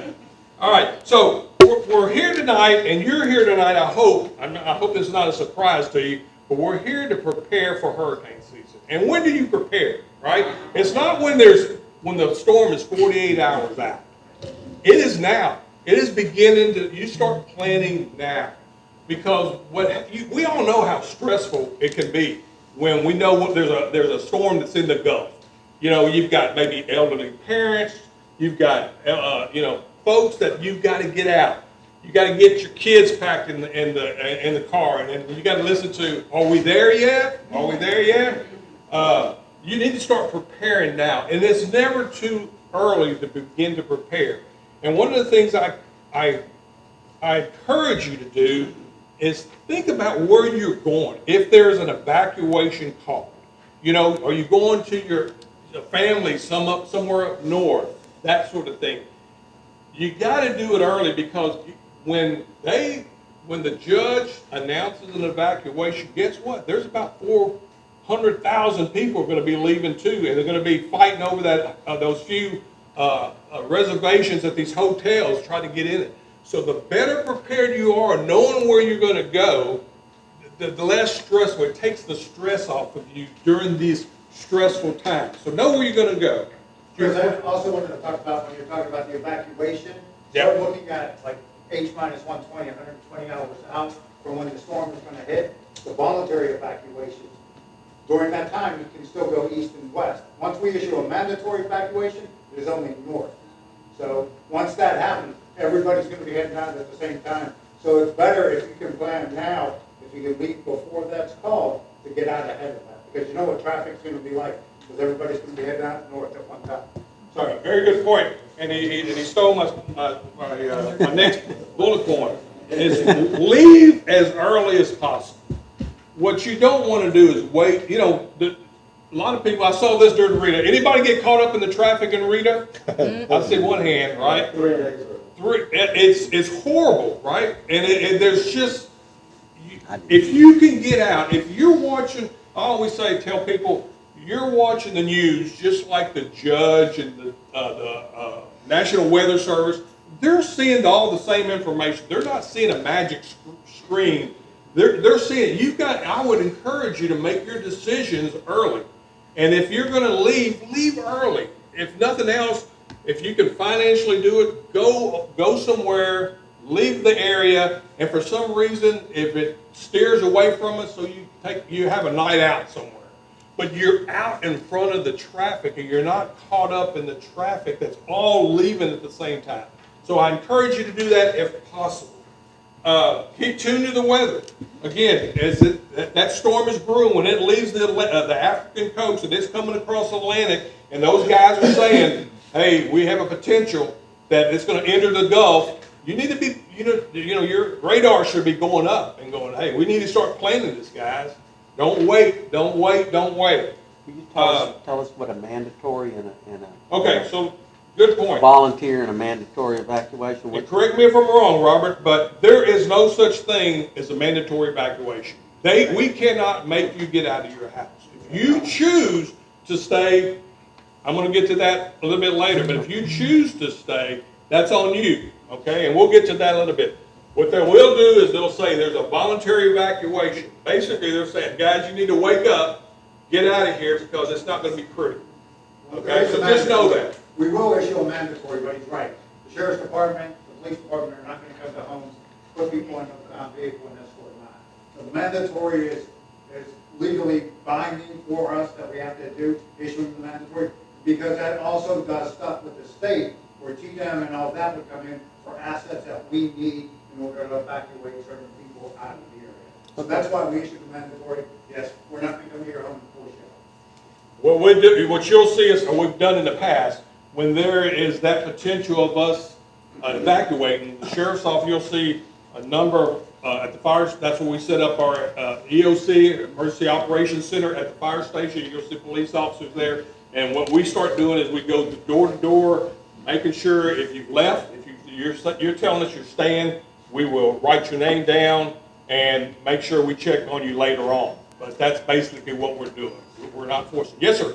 And if we were to voluntarily leave, can I drop my boat off to you guys so you guys can use it and you can use our personal boats? If you put the gas in it for me. I appreciate that offer. Hey, Chief, hopefully we don't see that again, but thank you for the offer. But we've got lots of resources out there. It's through the state, through the county. We have people, actually, to be honest with you, we actually turn people away. And we've got so much. But thank you again. Hey, Chief. Yes. Look what just came in. Oh, okay. I was able to send it to him. You put enough postage on it that time. Oh, okay. Okay, so now I have to look at this. Okay, so I always prepare your home. Okay, what are we talking about preparing your home? I don't mean just putting boards on the window. That's great, all that. But what I encourage you to do is take photographs of everything, videotape. You know, videotape all your stuff. Put away your valuables. That's what I'm talking about. Preparing your home for this hurricane. Because when you leave, you may be gone for a couple of weeks, depending on the severity of the hurricane. So prepare your home, knowing what you're going to do. Again, it goes back to when there's a storm in the Gulf, guess how many people are at Lowe's and Home Depot getting that stuff? You're not going to find it. So do it now if you financially can do it. Put it in your garage in the event that it's for preparing. It says prepare your family. It talks about medication. Think about if you're going to be gone for 2 weeks, if we're hit like these poor folks up in Iowa for these tornadoes, you may be gone for a couple of weeks. Think about your medication. You don't want to be somewhere up north somewhere and you're running out of your medication. Think about that. And your family members, that if you're moving elderly folks, make sure they've got all their needs taken care of. Okay, this is one thing too. When there's a threat coming into the Gulf, I encourage you, again, preparing, keep your fuel tanks on your car full. Right? When they say it's coming in the Gulf, who's going to be at you'll see the lines at the Gulf gas station. It just creates stress. And if you're prepared, it takes that stress off of you and your family when that happens. And I talked about earlier, leave early. Hey, You want this? leave early. Thank you. This button on the top. Okay. Hey, it does work. Leave early because when it happened to Rita, again, when Rita, I want to say it took 24 hours to leave Port Arthur to get right here at 105 at Tramp Road. 24 hours. And those folks, it was very desperate. These folks were in desperation. I mean, there was no fuel. There was trucks run up and down, put 5 gallon gas just to get somebody to the next stop. But there was no fuel. All the filling stations were closed. There was nothing. There was nowhere to go to the restaurant. People were running in the woods. Traffic was backed up as far as you can. That just creates stress for you and your family. Try to avoid that. That's what I'm trying to make about as far as planning. All right. So that was the pre-hurricane. There's probably a bunch of others. Did I miss anything, Robert? Mike. This is pre-hurricane. As we prepare. Landfall. Well, we're going to talk about now when the hurricane makes landfall. Okay? This is my next there. Well, I mentioned already there's no mandatory evacuation. It's only voluntary. Okay? But how many have rode the hurricanes out? A number of them, right? Would you stay again? Yeah, there's some that will stay. There's some crazy guys that will stay. But there's a lot of people that when you stay, they're going to go, I'll never stay again. When your walls are creaking and the windows are blowing, the water's blowing them through your doors and all that, that's the people that say, I'm never going to stay again. And then, go ahead. I'll say that when I stayed the last time and that hurricane was coming at us with 150-mile-an-hour winds, I was like, man, what am I doing? Yeah. And then a neighbor leaned over the fence and said, hey, it turned and it's going to hit Lake Charles and we're only going to get about 70-mile-an-hour winds. I turned everything off and went to bed. I mean, but I was really wondering what I was going to do for the 150-mile-an-hour Yeah. wind. You probably wouldn't, your house wouldn't be standing. I get it. So, again, that's a decision that you're going to make. And again, if you're tuned in, yeah, you might stay through a 1, maybe a 2. No 5. I would not recommend a 3. Okay, so, and then if you decision to stay, I mentioned earlier, you're on your own. Because at some point in time, there's not going to be any law enforcement coming out. There's not going to be fire and EMS. Those guys have hightailed it out of there, right? They're going to stay to the very end. But if you're staying there and your roof is crashed in and you got water running and you call 911, you're going to say, sorry, you've reached a number that has been disconnected, right? They're not going to come and help you. And I'm sorry, that's just the way it is. We're keeping our first responders safe until it's safe to get them back out on the roadway. So that's up to you. let's see, you were up here. You were right there. Okay. Law enforcement service. Okay, we said there may not be law enforcement, fire EMS, hospitals. Hospitals shut down too. They move all their patients out and they're gone. So there's going to be a skeleton crew of folks that are in the hospitals. If you need to stick around, if you need hospital care, chances are. Yeah, Robert. I had a meeting with St. Elizabeth today for the same thing. We went over a hurricane drill, and they were talking about their policies on when they're going to shut down the hospital, start issuing patients or releasing patients, trying to get them out as fast as possible, and transferring them. So if you do stay, understand that they're going to be turning you away unless it's a life and death situation. They're not even going to allow you to go in the hospital. They'll triage you outside. If it's life and death, they're going to treat you. But if it's just a broken leg, because they're in the same predicament that everybody else is. They're going through this. Right, because they're moving with skeleton crews. Okay, EMS, utility service.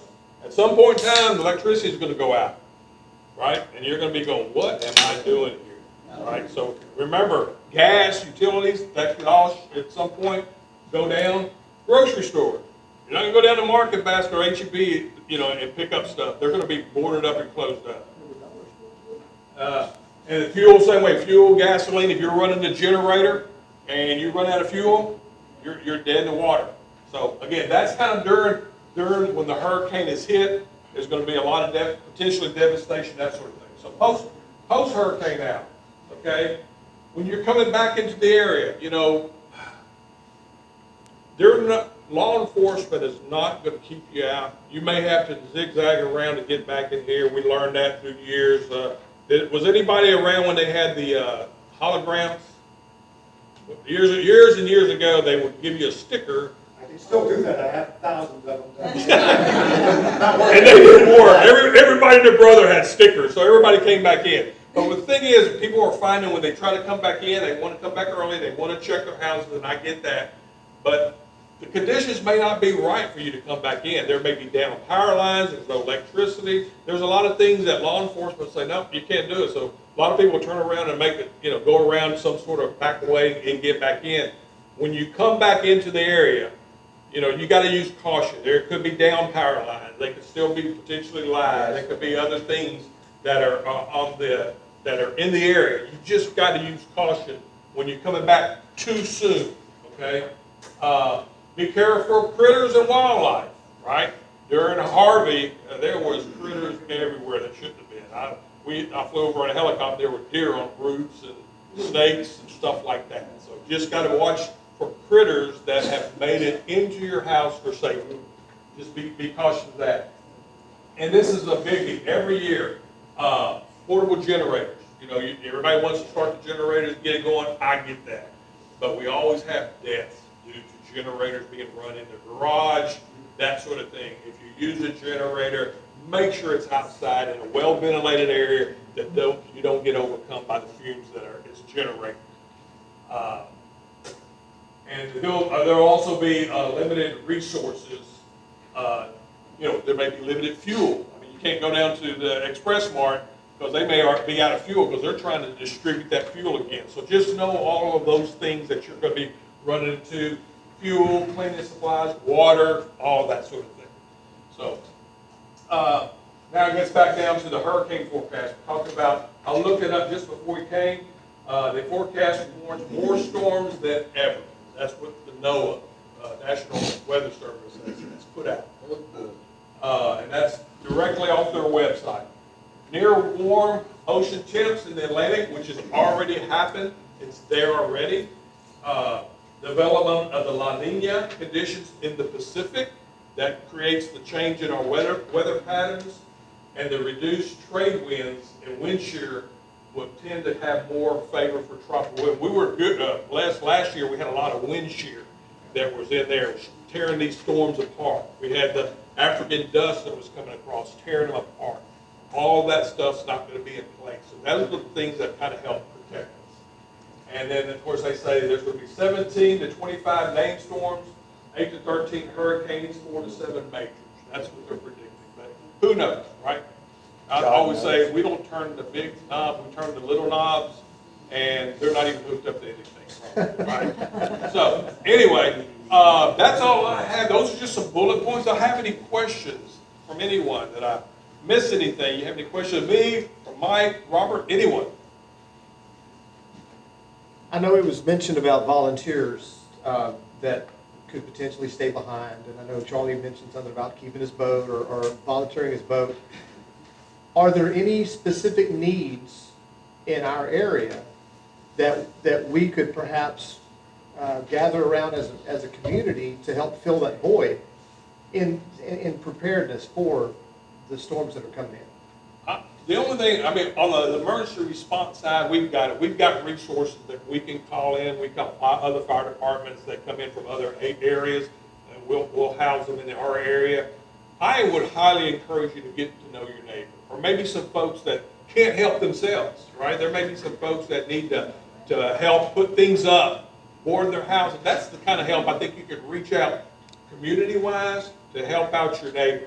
I just made a call, several calls, that we get these lists from the county that they get folks that is it 211 they call them to sign up, right? And it's and it's sad to hear that I've got to, they're going to have to be evacuated. We have to take them, and if they don't have any means of transportation, so we got to go pick them up, and we take them out either to Ford Park or to Westbrook to get them on a bus to get them evacuated.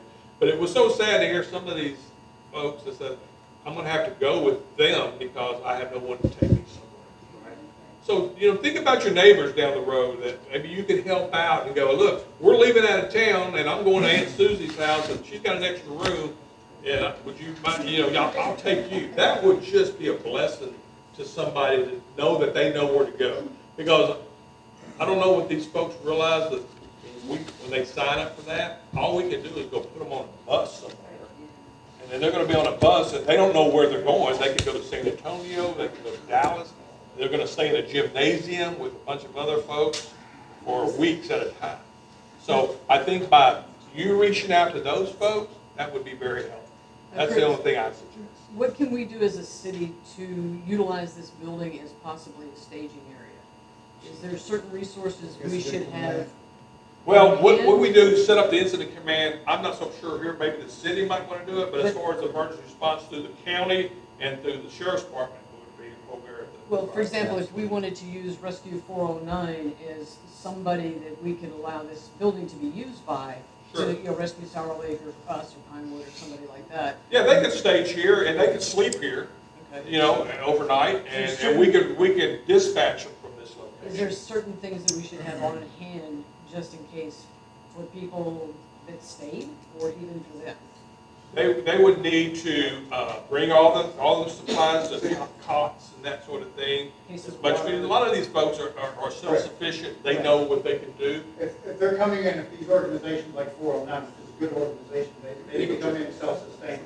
Okay. So they need to understand that if they're coming in, that in that time up to that, there's not going to be supplies coming in. After landfall, when we start putting the star request and start asking for them, if they come in prior to that and not self-sustaining, it would be me and I would provide food, water, fuel, whatever they need in order to operate at that time. So I can answer that. Most of the time, whenever we go out, we go to, say, an area like this here that's been hit by a hurricane or whatever.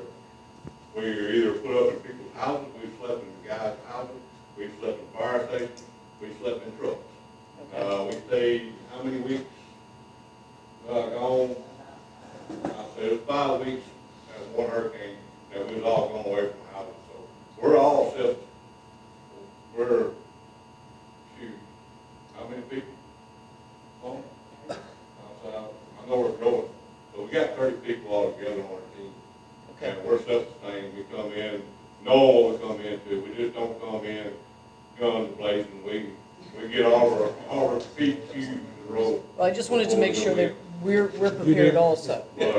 Do you have RVs or anything that would need maybe 50 amp service or anything that we could provide? No, most times we have a little trailer that we pull that we have all our chainsaws in because we also do that. We went to Nacogdoches 3 years ago when there was a snowstorm hit up there and it helped the road get cleared up there with all the saws and all. So we're not a tree service, but we do help cut trees out of the way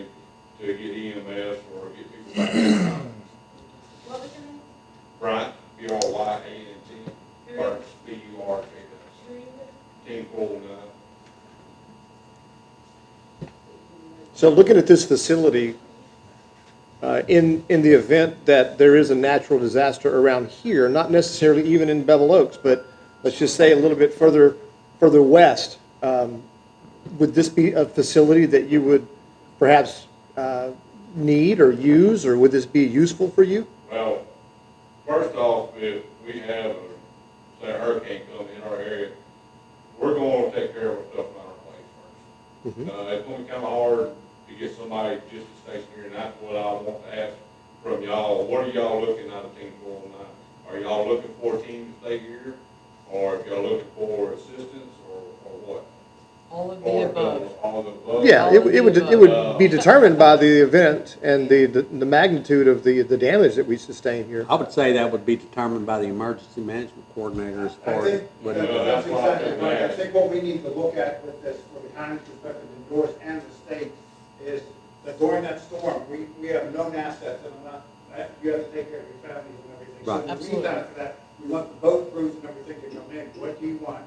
We'll request all of that. The state will go ahead and issue the order for them to come down and task force. There we go. So I think that's your first step in everything. 409 is a great organization, and there's other organizations out there. But your first step is always with Chris and the county and the state for your assets and how we're going to attack this. Excellent. And as far as boat wise, we have plenty of mud boats. We have, I think, 3 airboats now, and we have a lot of John boats. So we do swiftwater rescue.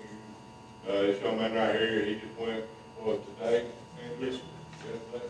My day's running good, but it was yesterday. He went out and brought some supplies to the elderly guy out on the beach. So we do all kinds of different stuff. We just don't do one thing. And Robert, they're registered with y'all, right? Not registered with us. Okay. And to answer your question, and we go all over. We have been to Baton Rouge. Like I said a while ago, we've been all the way up to Mexico. We've been to Cushing several times.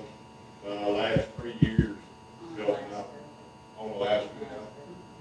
On Alaska was one that we stayed on for 5 weeks. That was Okay. bad.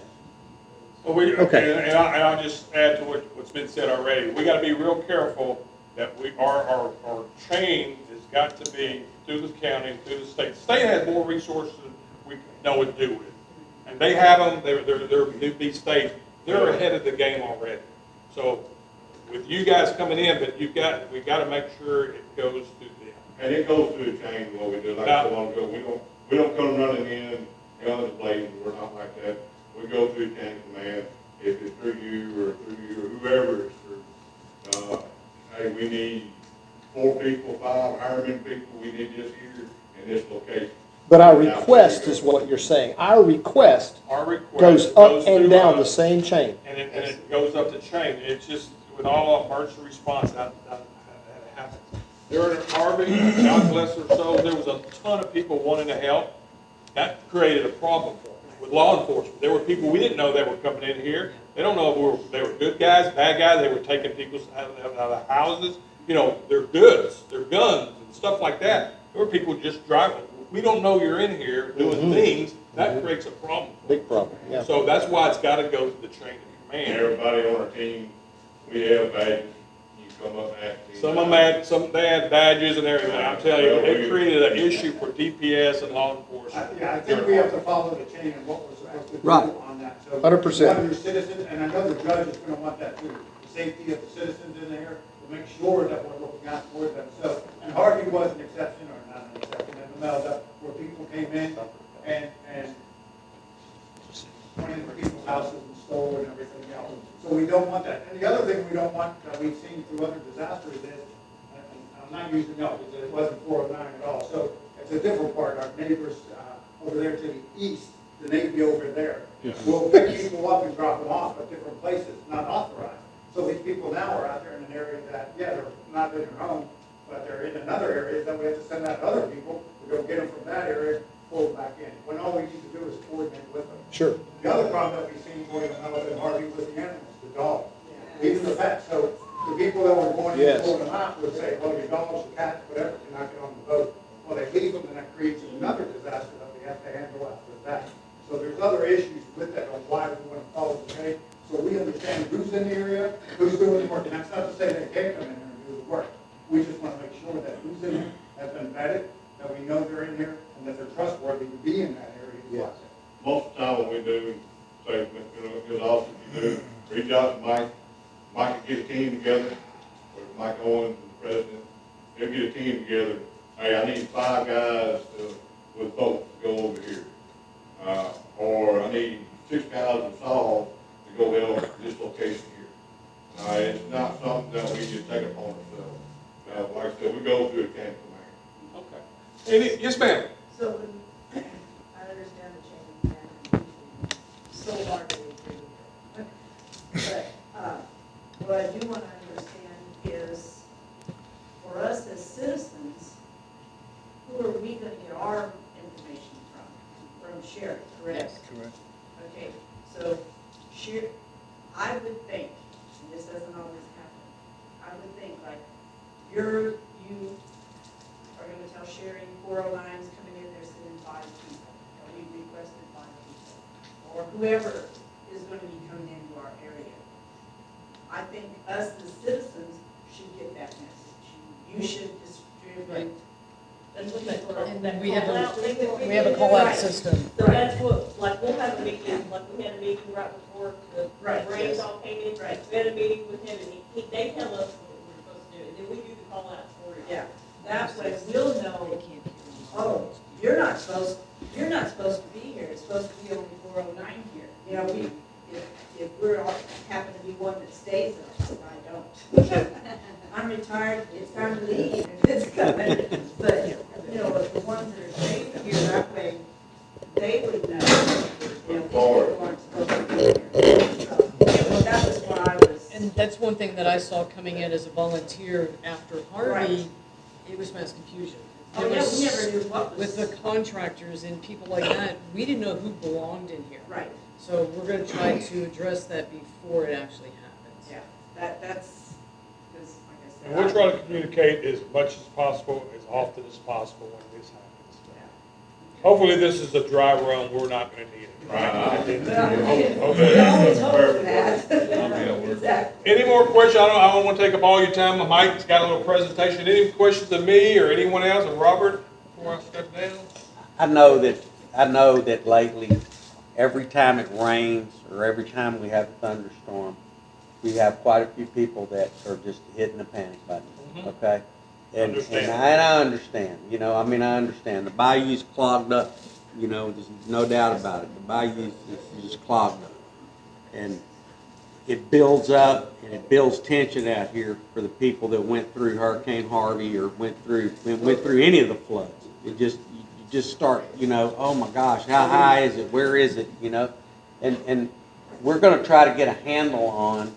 I know Jim has kind of gotten a handle on it, and using that flood gauge out of Sour Lake, okay, as opposed to what the numbers were that got water in our homes out here, based off the flood gauge in Sour Lake, so that we can have an estimate of where we're at. Because right now, we don't even know, you know, we get a gauge and we get something and we don't really know, you know, what it is, but we want to get a handle on that. Some kind of way we want to get a handle on, so we can say, man, it's got to come up another 7 feet, you know, and it's not raining, the bayou's flowing, Well, with that, even with that being said, I've been communicating with the mayor pretty regular when that happens, and I send something out to Sabrina, and she's just, you know, sends it out. Yes. So people are watching it. Just understand people are watching it, and you'll get plenty of warning. And again, you're smart people. You know, listen to the weather. You know the rainfall, and those guys on the news, they know a whole lot more than I do about that. I did sleep at a Holiday Inn one night. All right. Anything else? All right. I'm gonna turn it over to Mike then. Thank you, Chris. Like Chris said, I'm Mike Rao. I'm District 15 chief now. They just changed their job title, made me wear white shirts now. Did you get a raise?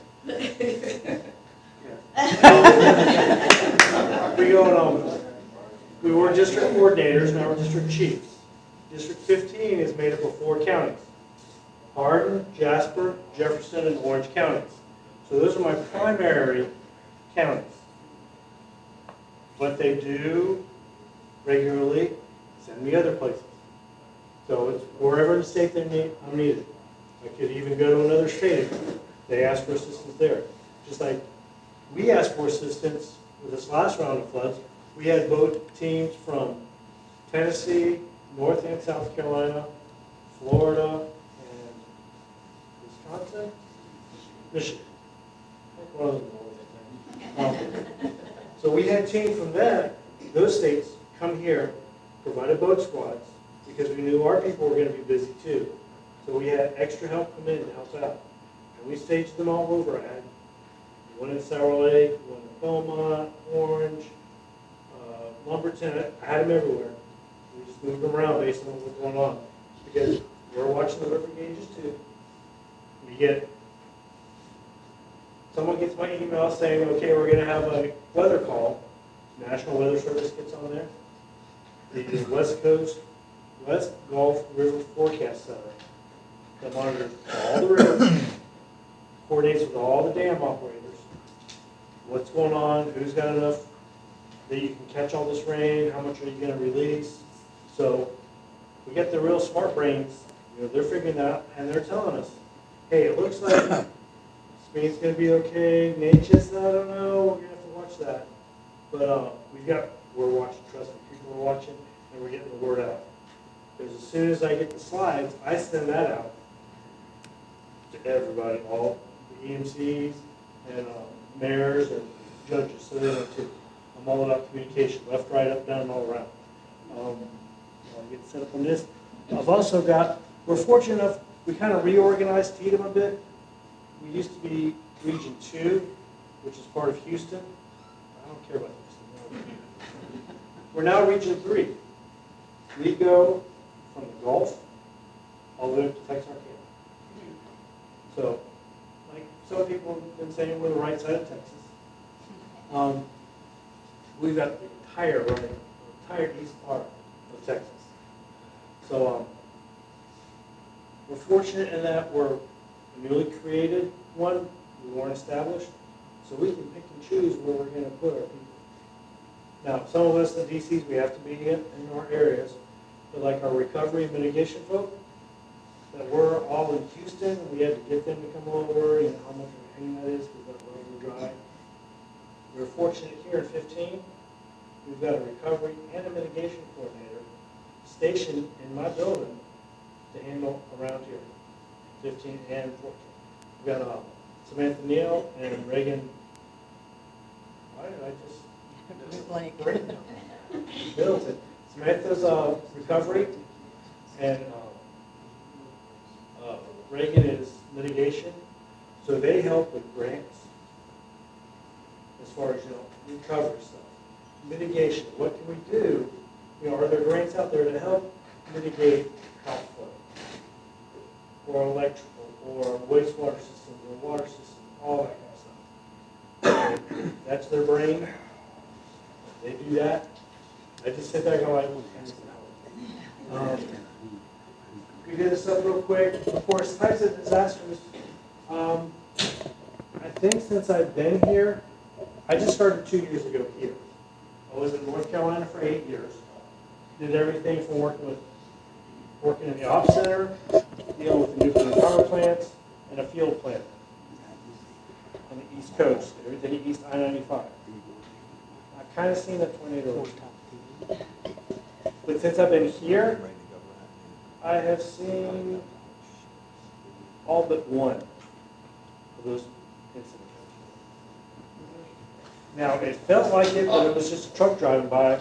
An earthquake. I haven't actually been through an earthquake, but it's the second day on the job. I'm getting off the elevator at the hotel.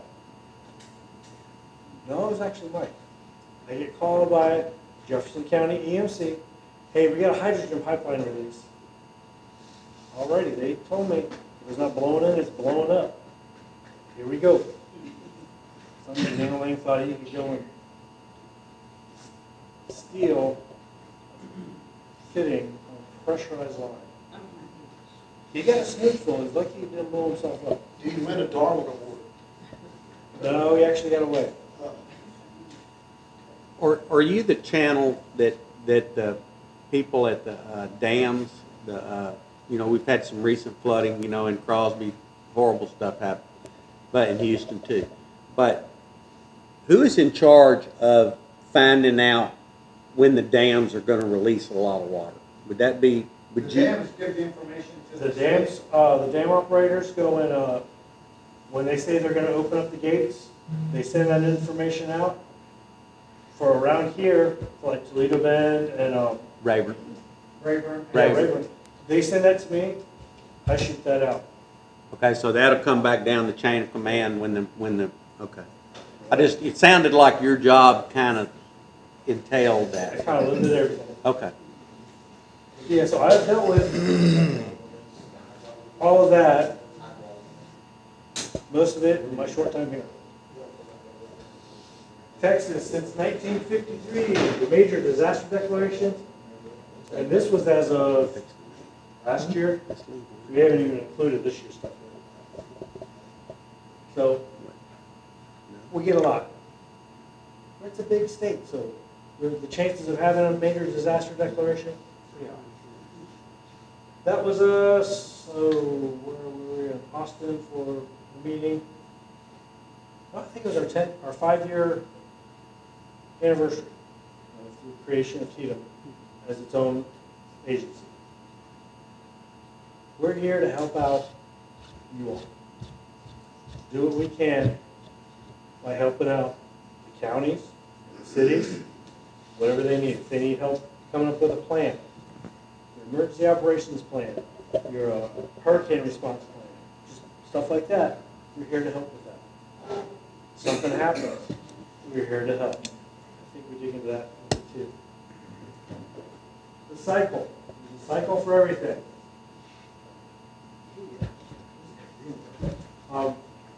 We're usually in prevention and mitigation, trying to prevent the impact of the incident.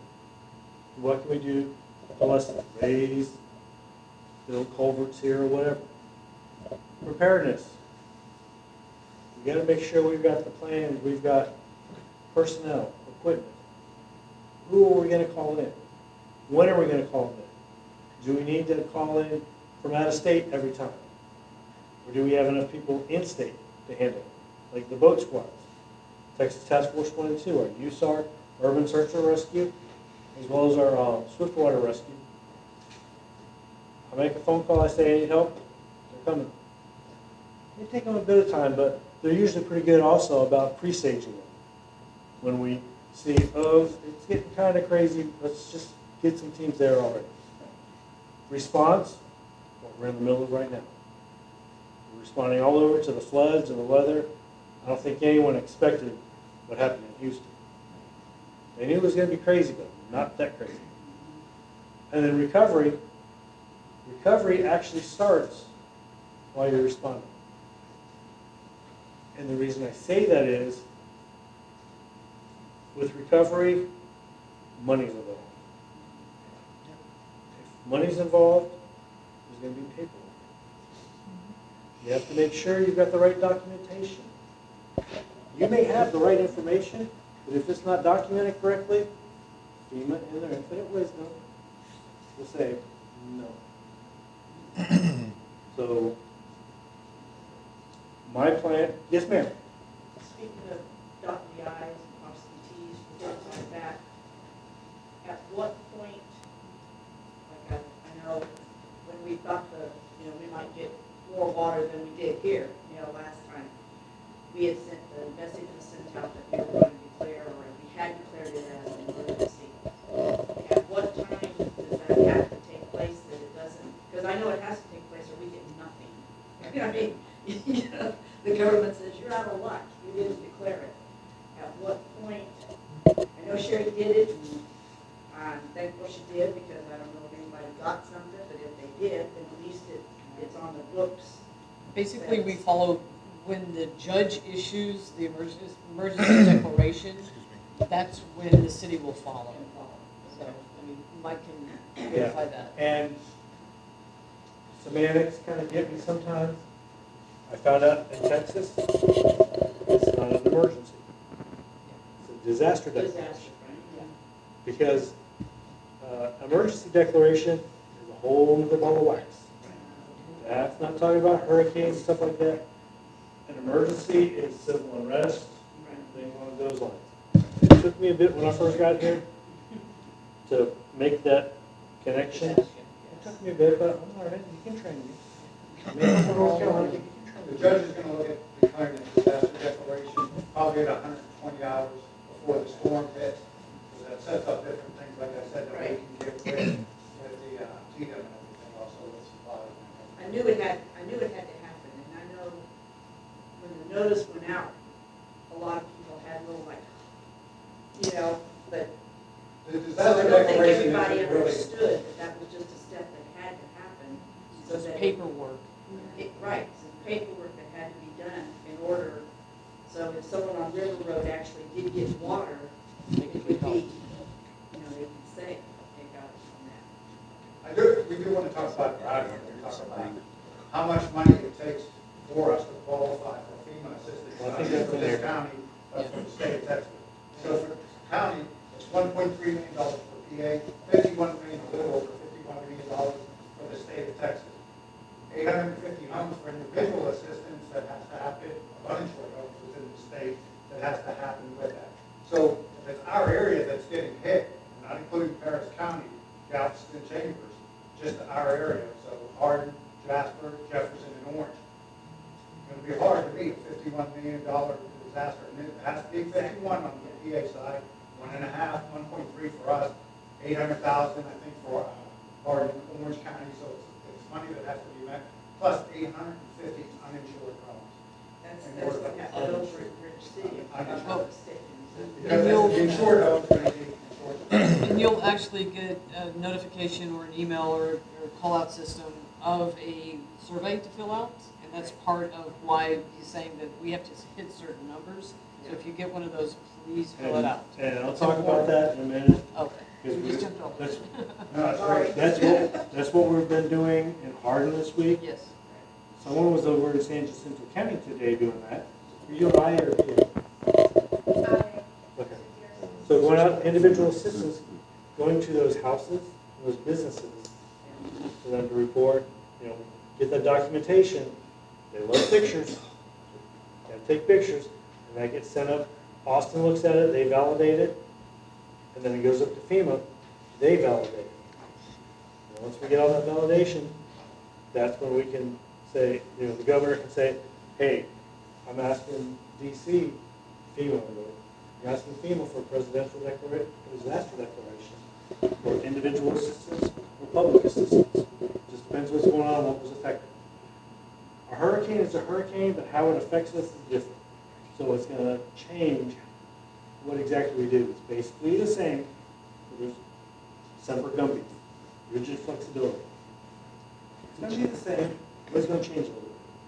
And getting people to understand that is part of that getting ready for this one, so everyone knows. But yeah, we're going to do something that might not look like last time. Partly rules change, Congress does stuff, but we're trying to get that information out as soon as we know how the playbook is going to be for that event. Those top two lines is a big thing I want you all to notice. Something I've noticed in reading things that are coming out from FEMA, they're putting the onus on the individual now. The days of the storms coming through and FEMA walking in with a blank check, those days are gone. The days of FEMA coming out are gone.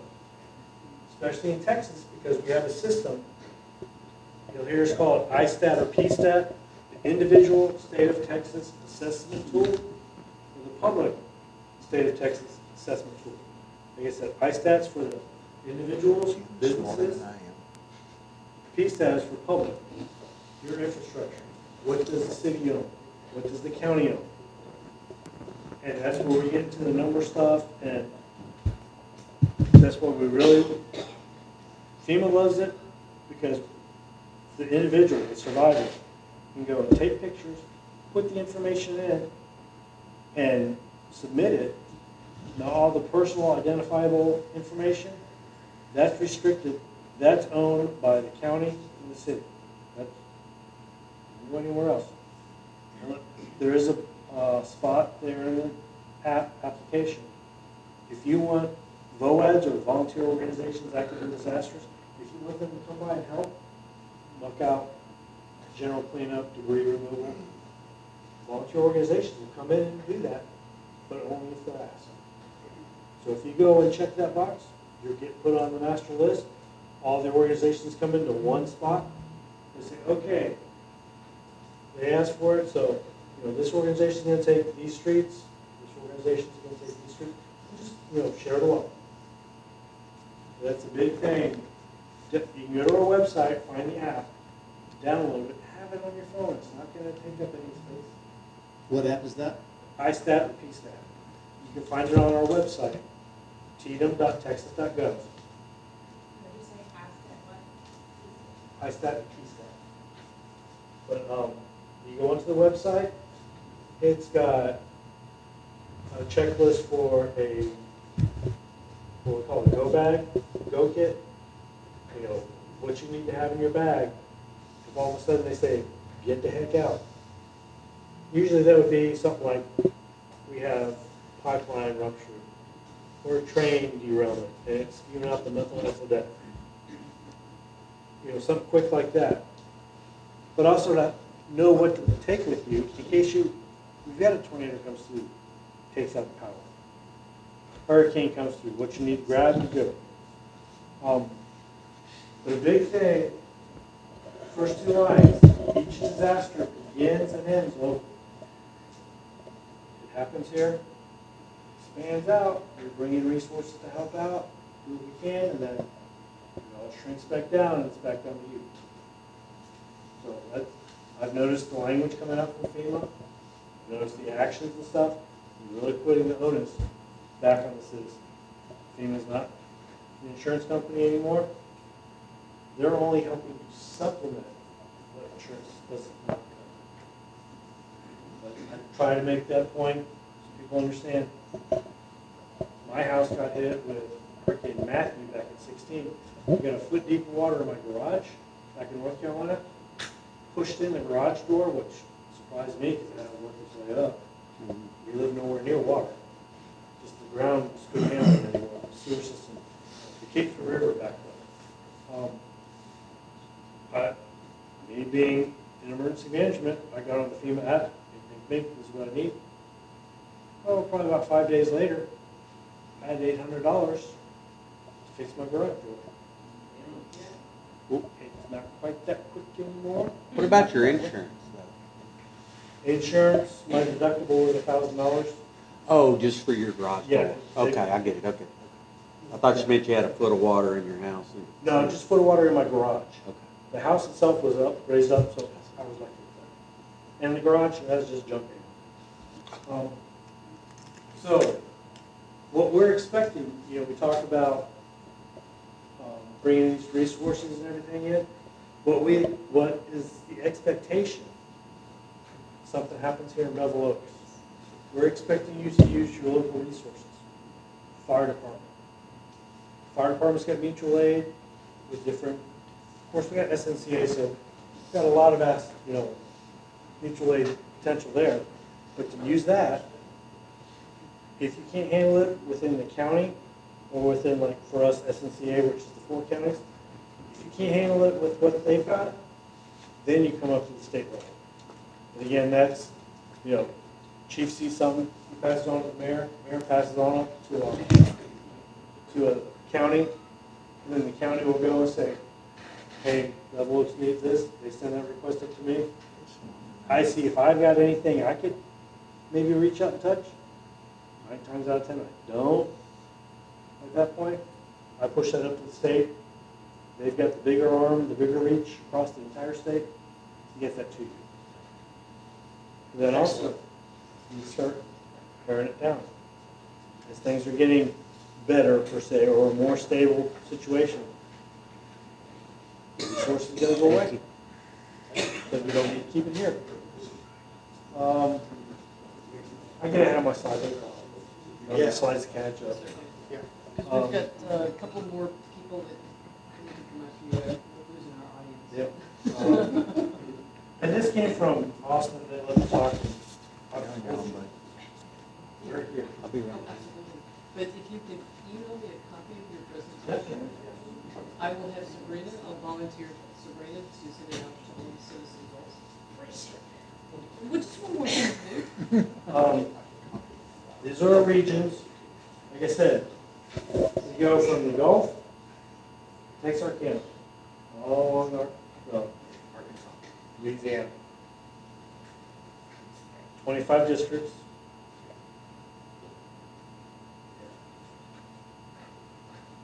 No matter what you're doing.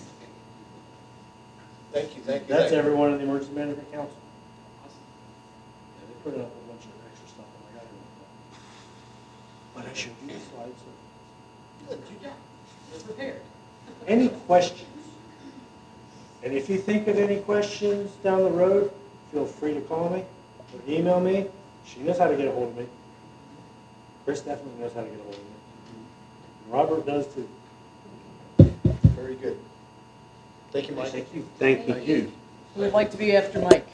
Wanna go? Sure. You gotta drive back to Houston, so, yeah. Yeah. My name is Michael DeGo. I'm in public management. We're a city planning and grant management firm. Most of the stuff that I have is relative to council and the city, not so much the public. But from a personal level, I live in Houston. I'm in the Heights of Houston. I intentionally just bought a house up there because it's the highest point of Houston. I was like, okay, great, flooding should not be a bad problem. I didn't think about wind. And so this past week, we have beautiful trees in our neighborhood. We didn't have power for 5 days this past week because of this fluke storm that came in. None of my stuff was charged. I was not prepped at all. My wife took our dogs up to her family in Waco. That was just kind of nothing that was really planned. Thankfully we didn't have floodwaters in our area. My wife was able to get out. I stayed behind and cleaned up debris. Her house was fine. But I was in Anahuac today. We work with Chambers County and a lot of the jurisdictions out there in this southeast Texas area. And there's somebody from the National Weather Service that was talking about the ocean temperatures right now are more equivalent to August than necessarily what they should be in May. Which motivates me to go home and prep more even, recharge my stuff, refill my fridge.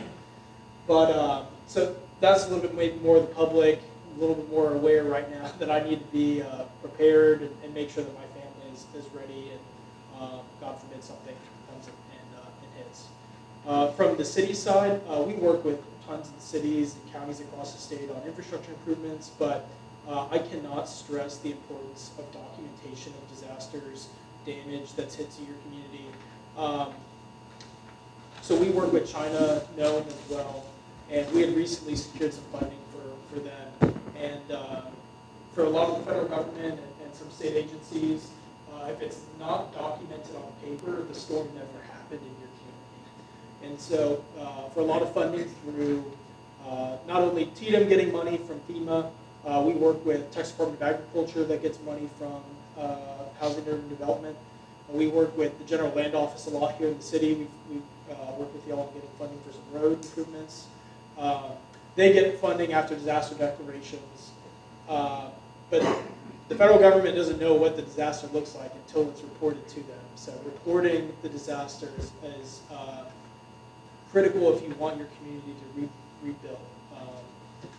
Because they'll give you the money. It's just, you have to show that the damage was there. Now that being said, y'all aren't Beaumont, y'all aren't Houston, Dallas.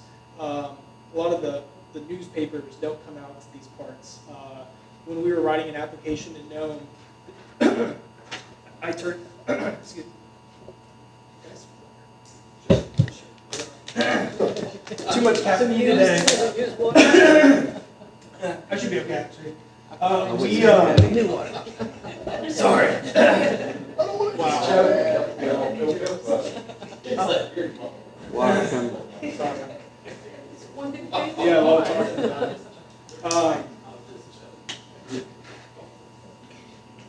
Sorry. Much better. Yeah, much better.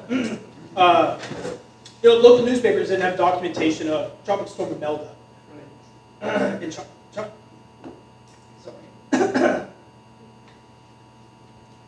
In Chattanooga, so Houston Chronicle had something of a picture of a farmer wrangling up his cattle in a flood near Nome, and that wasn't enough documentation of flooding in Nome.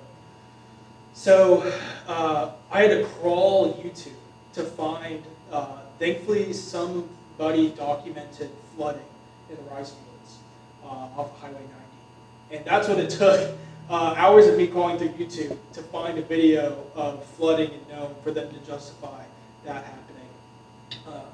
We work with, as I said, Chambers County. We got them some funding as well. And Winnie got hit very, very hard. And so we were able to get funding for Winnie improvements out there. But documentation outside of a picture of a house sometimes from the newspapers is not enough. So as much documentation that you can provide for yourself personally, for individual assistance, getting PA to your community, but then also unlocking the big bucks for the federal government through HUD, the Community Development Block Grant Program. That's be the squeaky wheel. So, that's really all that I have. I'm happy to answer questions as much as I can, but just document. And Jeff, this is where the CAB group come in to be very handy if we do have a disaster, then we go around and take pictures of everything. So we've got a lot of good people in place. Okay. So is this something that you're actively searching for grants for us, or do we need to present you with needs, or how does that, is this even out of place to ask at this point? What's the chain of command for this? We call you directly? Oh yeah, so I mean, we field calls all the time. We work with cities and counties all across the state. We're always talking to people at the state, talking to people locally, federally, through congressional offices about kind of feelers of what's happening with the flooding that would just happen out this way, or happened in my neighborhood in Houston, and or we go up all the way to the Panhandle, and so talking to communities about what movement is coming for grants are not fast. Federal government is not fast. This is not a quick solution. So we think a little bit more long term. We're years after a storm is hit, I mean, yeah, y'all are always welcome to reach out, but we're always looking for opportunities for our clients. Point being, if we were to want, as a city, to renovate or to transform a dozen acres, 15 acres, into a detention facility for floodwaters, we probably need to get a study of how much it would actually benefit and how deep we could build it. And would you be a catalyst for finding grant money for that? Is that even a possibility? Yeah, for sure. I mean, we'd have to sit down and talk more about what you're looking at, and then based off of maybe what your needs are, we can back into some programs. But yeah, that would be a really good one. Engineers as well, if you all have a good engineering. Or just a local engineering firm that maybe works with you on drainage or, okay, yeah, LJA still. Yeah, talk to them and their staff, or we can connect y'all with a ton of engineers. Like I said, we work in Hardin County as well, all throughout Southeast Texas. So happy to connect y'all with people that can give y'all solutions. I'm not an engineer, so I can't tell you the benefit, cost of certain improvements. Well, we just want to know where to find extra money. Yeah. if we were to try to investigate that. Oh, yeah, for sure. Okay. Yeah, we're happy to talk. Is there funding for the study? Or do we have to provide a study before funding would be available? Oh, it depends on the program. FEMA has a lot of funding opportunities that they might be able to help you with, okay, maybe more than I can right now, that will help fund studies. There's actually a grant right now, working with Colby, trying to get definitive answers out of him regarding some grant money for studies. Okay. Yeah. Yeah, so, a lot of times if you want maybe money from FEMA, if you go through and complete a plan or feasibility study through another FEMA funded program, you're a lot more competitive for their funding. So it really just depends about kind of what you are looking for. Tend to be in this area. Drainage is a big thing that people care a lot about. So you know, we think we're pretty good. Thank you. Thank you very much. Thank you. Appreciate your time. Safe travels home. Oh, yeah. Oh, yeah, for sure. Who would like to be next? I got one more thing. Okay, one more thing. If y'all call 1049, if y'all call Mike and say, hey, Mike, oh, we need y'all help and we can get here, we will come here no matter what. Oh. Because that is what we're here for. We drive right through it and get out. We're not against anything. I got Mike and Delana both on speed dial, so, and I'm not shy. I didn't want y'all to think that we wasn't here. No, We're here no. to help, and if we get here and we gotta go to wherever, to another part of the state, we'll go there. We're here to help no matter what. Thank you. Appreciate it. We got called out just a while back and got put on a standby for stuff that didn't even happen. A lot of times we stay at home base, but if they call us, shit storm or not, we're driving through it, we're headed that way. We got our equipment, that's just how we roll. I saw the rain started hitting Woodville, Lake Lucia area. We got called out up there. Thank you. And yes, we will get your dogs, your cats, snakes, horses, cattle. I'll say You y'all. have all of that. Yeah.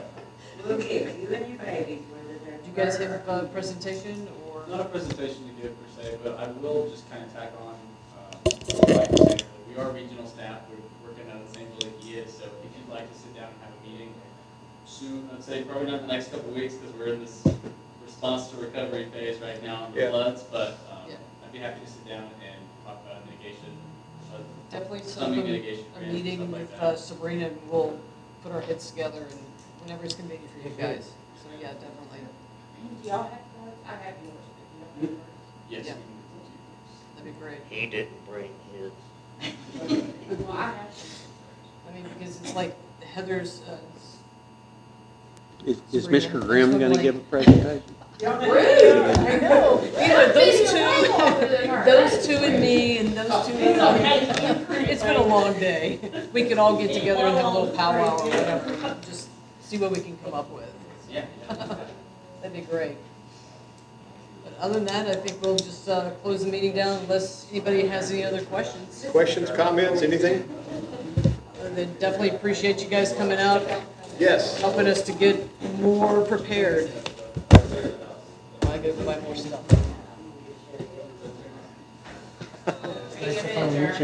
Yeah. Absolutely. You gonna adjourn the town hall? Mayor, we gotta adjourn the meeting. Oh, meeting adjourned, sorry. Have a good day. That's right. Should I go ahead and just try to copy that I was too now, busy or- trying to remember my Send the name. file to us? I know, hard stuff. It is hard stuff. I put Bryant's phone number on Okay. that too. Yeah, that'll Can you work. do that? I'm gonna get him some cards made. As long as he sticks around, you know. I'm sure. Yeah, here's mine. She's got all of them. He's on speed dial too. It was nice to find out that your office was full. We're trying to get us prepared. Because I mean, the city of Bevil Oaks is never That's really. just, that's our, well, me, I'm usually helping with dispatch, he does our dispatch too. I'll probably do dispatch over. And then that's our president, that's Mike Owens, and then our treasurer and me. Okay. Thank you. Thank you so much for being, and where's your home base? Thank you, and thank you. Yes, yes, yes. I guess Lonnie's.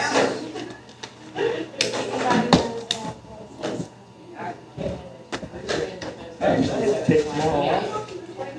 I've been going out since the 1st of April. Because I was at the warehouse, and then I came back to Kirbyville for a week. Okay, I gotta shut everything down. Come back to service for me. So much farmer, I'm gonna take it It's tomorrow. like last Thursday, we did a Wednesday, so council meeting, because No, I'm not, I'm not. I